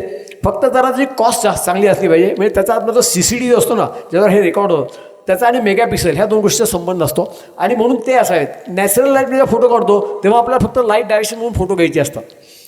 तिथे तुम्हाला फ्लॅशची गरज नसते, तिथे तुम्हाला ॲडिशनल चांगल्या लेन्सची गरज नाही. पण जेव्हा माझ्यासारखी फोटोग्राफी ज्यांनी बर्ड फोटोग्राफी किंवा नेचर त्यांना वेगळ्याची गरज होती, त्यामुळे ते घेतलं जावे. पण आता नॉर्मल फोटोग्राफी करायला छोटा कॅमेरा पुरेसा होतो. साधारण 35-40 हजाराचा कॅमेरा घेतला तर तुम्हाला 5-6 वर्ष आरामात छानपैकी जातो तो, कारण हल्ली खूप नवीन नवीन मॉडेल इम्प्रूव्ह झाले येतात त्याच्यामध्ये. या वयात तुम्ही आजही तरुण आहात, याचं रहस्य काय? तो राम जाणेवरचा मला काही सांगता येत नाही. तिकडे त्यांना मागे आजची संध्याकाळ आमची सत्कारणी लागली याचा आनंद होतो आहे आणि या आनंद यात्रेत सहभागी झाल्याबद्दल अजून आनंद होतो आहे. परब साहेब तुमचा आभारी आहे. यांचं प्रेरणात्मक सगळं ऐकून आता मी सुद्धा विचार करतो काहीतरी करावं. पर्यटन तर करता. मला एक विचारायचं आहे, तुम्हाला या सगळ्यात चल फोटो म्हणजे डॉक्युमेंटरी टाईप काहीतरी करायचं वाटलं का? चल म्हणजे हे स्टील फोटोग्राफी आणि चलचत फोटोग्राफी, व्हिडिओग्राफी असं काहीतरी करावंसं वाटलं का? मला वाटतं ते एक चांगलं क्षेत्र आहे तुमच्यासारख्याला. खरं तर खूप डोक्यात विचार होता, पण ना त्याला इक्विपमेंट वेगळे लागतं सगळे. आणि जेव्हा स्टील फोटोग्राफी करताना जो आनंद मिळतो ना, तो व्हिडिओग्राफीत नाही असं मला स्वतःला वाटतं. काय असं आहे, कारण काय असतं व्हिडिओग्राफीमध्ये बऱ्याच वेळेला ना तुम्ही फक्त इव्हेंट्स एका शूट करत जाता सिरीजमध्ये, आणि एक स्पेसिफिक सब्जेक्ट असेल तर ते केलं तर त्यात काही वेगळेपण आहे. पण आता मी जे निसर्गाचे फोटो काढले त्यात व्हिडिओग्राफी करून काय मिळणार आपल्याला? एक डॉक्युमेंटेशन होतं, बाकी काही नाही ना. आणि तुम्हाला असं बरोबर आहे, डॉक्युमेंटेशन हे स्टीलमध्ये पण होतं आणि व्हिडिओग्राफीत पण होतं, दोन्हीकडे होतं. पण मी माझं स्टील फोटोग्राफी हे ठेवलं, त्यामुळे मी तिकडे लक्ष जास्ती दिलं. आम्हाला समजलं की आपण खूप सगळी एक्झिबिशन्स केली आहेत फोटोग्राफीची, तर त्यावेळेला तर आम्हाला ही एक्झिबिशन बघायला मिळाली नाही. तर आता तुमचे फोटो आम्हाला सर्वसामान्यांना कुठे बघायला उपलब्ध असतील का? म्हणजे तुम्ही फेसबुक म्हणा का इंस्टाग्राममध्ये वगैरे असे टाकलेले आहेत का फोटो? आता माझ्याकडे एवढी व्हरायटी ऑफ फोटोग्राफी आहे, म्हणजे आता कसं आहे, आणि त्यातलं एक सब्जेक्ट फोटोग्राफीत मला छोटे एक्झिबिशन करता येतील, पण अजून ते डोक्यात नाही आलं माझ्या. खरं सांगाल तर हा जेव्हा डिमांड केला तेव्हा मी निश्चित प्रयत्न करेल त्यासंबंधी. कारण बऱ्याच वेळा फोटोग्राफीमध्ये माझे एक्झिबिशन जे झालेत ना ते सोलो शोमध्ये झाले, पण कंबाईन ह्याच्यामध्ये झालेत. जसे जहांगीर आर्ट गॅलरीमध्ये 3-4 वेळा फोटो लागलेत माझे, किंवा रवींद्र गॅलरीमध्ये आत्मारामनी लावलेत ते लागलेत. पण ते त्या वेळेचे काढलेले फ्रेश फोटो होते. पण असा खूप स्टॉक माझ्याकडे होता, आणि खूप स्टॉक माझा हार्ड डिस्क खराब झालेला गेला पण आहे बराचसा. हे पण झाले, कारण ह्या गोष्टी शिकायला नवीन मिळतात जेव्हा ह्या गोष्टी आपण त्याला फेस करतो तेव्हा. तो तुम्ही कलर फोटोग्राफी चांगली वाटते की ब्लॅक अँड व्हाईट फोटोग्राफी चांगली वाटते? काय म्हणजे तुम्ही विषयानुसार मूव्ह करता का, की या इथे असेल तर इथे मी ब्लॅक अँड व्हाईट काढीन, इकडे असेल तर इकडे कलर काढीन, किंवा व्हॉटेवर? या दोनपैकी कोणतं माध्यम तुम्हाला जास्त आवडतं? खरं तर ब्लॅक अँड व्हाईट हा सगळ्यात फोटोग्राफीचा चांगला प्रकार आहे. पण होतं काय, ब्लॅक अँड व्हाईटच्या बरोबर आपला ब्लॅक अँड व्हाईटमध्ये एक प्रकार असतो की 18% ग्रे म्हणून एक हे स्टँडर्ड आहे. सगळे कॅमेरे 18% ग्रेला डिझाईन केले असतात, आणि जेव्हा तुम्ही ब्लॅक अँड व्हाईटचा फोटो काढता तेव्हा लाईट कंडिशनमध्ये ज्या प्रकारचा लाईट आहे, लाईट हा केल्विनमध्ये मोजला जातो, आणि सूर्यप्रकाशामध्ये 5600 ते 5800 हा त्या केल्विन डिग्री असते. पण जेव्हा फार ऊन असतं तेव्हा तो वाढलेला असतो, कमी असतो तेव्हा तो डिस्ट्रीब्यूट असतो. तर त्याचा विचार करून ब्लॅक अँड व्हाईट फोटो करायला लागते निसर्गात करायचं असेल तर, किंवा मग तुम्हाला एडिट करून तो चेंज करायला लागतो. मला एडिटवर जसा भर नव्हता कधी माझा, मी शक्यतो नॅचरलमध्येच काम केलं आहे, त्यामुळे मला ते ब्लॅक अँड व्हाईट केलं आहे, पण खूप कमी काम केलं आहे त्यामध्ये, आणि कन्वर्ट करून ते चेंज करायचं म्हणजे कुठेतरी आपण त्यात तडजोड करतो असं जाणवलं, म्हणून ते टाळले प्रत्येकाला. नमस्कार. तुमच्या फोटोग्राफीबद्दल तेवढं काही आमच्याकडे एक्सपोजर नाही आहे. आज पहिल्यांदाच तुमची मुलाखत ऐकली, पण आत्माची फोटोग्राफी बघितली आहे. आम्ही जेव्हा फिरायला जातो तेव्हा आम्ही जे मोबाईलवर फोटो काढतो तो पण मोबाईलवरच काढतो, पण त्याच्या मोबाईलच्या फोटोज आणि आमच्या मोबाईलचा जमीन आसमानाचा फरक असतो. तुम्ही आजपर्यंत मुलाखतीत सांगितलं की तुम्ही प्रत्येक गोष्ट शिकत गेलात आणि ती आचरणात आणली, आणि पुष्कळशा ठिकाणी तुम्ही आत्म्याबरोबर पर्यटन केलं, रेकी संबंधात वेगवेगळ्या स्थळांना भेटी दिल्यात. तर आत्माने ही फोटोग्राफी तुमच्याकडून शिकली का संगतीचा परिणाम? खरं तर हा माझा गुरु आहे, आत्मा हा माझा गुरु आहे. कारण कसं माहिती आहे का, हा पूर्वी प्रोफेशनल फोटोग्राफी करत होता, म्हणजे टी व्हीवर काम करायला त्याआधी खूप त्यांनी ट्रेकिंग केले, फोटो काढलेत. मी त्याच्याकडनं शिकलो आहे खरं म्हणजे. आणि त्यानंतर मग त्याला वेळ नाही म्हणून मग माझे 1-2 जे गुरु भेटले त्यांच्याकडनं बरंच शिकायला. आणि मी तर प्रत्येकाकडून शिकतो आहे. माझ्यावर असलेल्या PSI मधले सगळे माझे गुरुज आहेत. PSI तुम्हाला गंमत वाटेल, मी 2 वर्ष शिकत होतो. आज गुरुपौर्णिमा आहे. हो खरं आहे, गुरुंना नमस्कारच करावा म्हणजे खरं. तर त्या 2 वर्षामध्ये मी कमीत 10 शुक्रवारी एक सदैव कार्यक्रम असायचा, स्लाईड शो असायचे. चांगल्या फोटोवर बोलवायचं, त्यांचे फोटो दाखवायचे, त्याच्यावर चर्चा करायची. हा कार्यक्रम जेव्हा आम्ही केला नाही, त्या प्रत्येकाला चांगले अनुभव असे आलेत. त्या गुरूंच्याकडनं जे काही फोटो बघायला मिळाले ना, ती नेहमी मला ॲड करत गेली प्रत्येक वेळेला. मला फार त्याचा फायदा झाला. आणि माझ्यावर माझ्या सगळ्या आमच्या सोसायटीला झाला. पण मला ती गोष्ट का आवडली की त्यानिमित्ताने लोकांची परिचय झाली खूप चांगल्या लोकांशी. आणि परिचयातनं माझं काम वाढलं बऱ्यापैकी. आणि प्रत्येकाशी खूप डीपमध्ये चर्चा करतो. आणि मला त्यात कधी आपणच वाटलं की आपण कोणाला काही बोलवू, आपण त्याला कसं आहे बोलवायचं विचारायचं असं कधी वाटलं नाही. तरी मला ते चुकीचे बोलले तर मी ऐकू मग काय सुधारणा करायची असं विचारायचं आपण. कारण ते केल्याशिवाय तुम्हाला तुमची चूक कळणार नाही ना. मी नेहमी सांगतो माझ्या चुका दाखवा, मला चुका बघायला आवडतात नाही. असं मी स्वतःला गुरु केलं आहे, बाकी काही नाही. आणि हा अभिमानाची गोष्ट नाही आहे खरं तर. मी विद्यार्थी आणि आज विद्यार्थीच आहे. पण मला आज माझं काम ग्रेड कधी वाटत नाही खरं सांगायला लागेल. मी एक बालिश प्रश्न विचारतोय की फार पूर्वीच्या काळी एक द्वंद्व असायचं, जीवनासाठी कला की कलेसाठी जीवन. आणि आजच्या या तुमच्या संवादावरून असं वाटतंय की तुम्ही आनंदासाठी यात्रा केल्यात का यात्रेतून आनंद घेतला. वा वा, क्या बात आहे. खरं आहे. हा एक प्रश्न. आणि तुम्ही दोघं आहात तिथे. आणि 2 शब्द आहेत तिथे, प्रतिभा अंगण आणि आनंद यात्रा. यातला अर्धा भाग प्रतिभा कोण, अंगण कोण, दुसऱ्या भागातला आनंद कोण आणि यात्रा कोण. वा वा. खरं तर याचं उत्तर देऊ शकेन की माहिती नाही, पण मी प्रयत्न करतो. खरं सांगू का मी, कारण आनंद हा आपल्याच असतो, दुसऱ्या बाहेर नाही कुठे आनंद. आपली वृत्ती ही नेहमी सकारात्मक ठेवणं ही गोष्ट आपल्या हातात आहे. नकारात्मक विचारल्यानंतर आपण जेव्हा त्याच्यावर मात करून स्वतःला शांत करतो तेव्हा तुम्ही सकारात्मकडे बघायला लागता, नकारात्मक ठेवणं. हा अनुभव मला जेव्हा अध्यात्माकडे डोळं त्यानंतर मला लक्षात आला.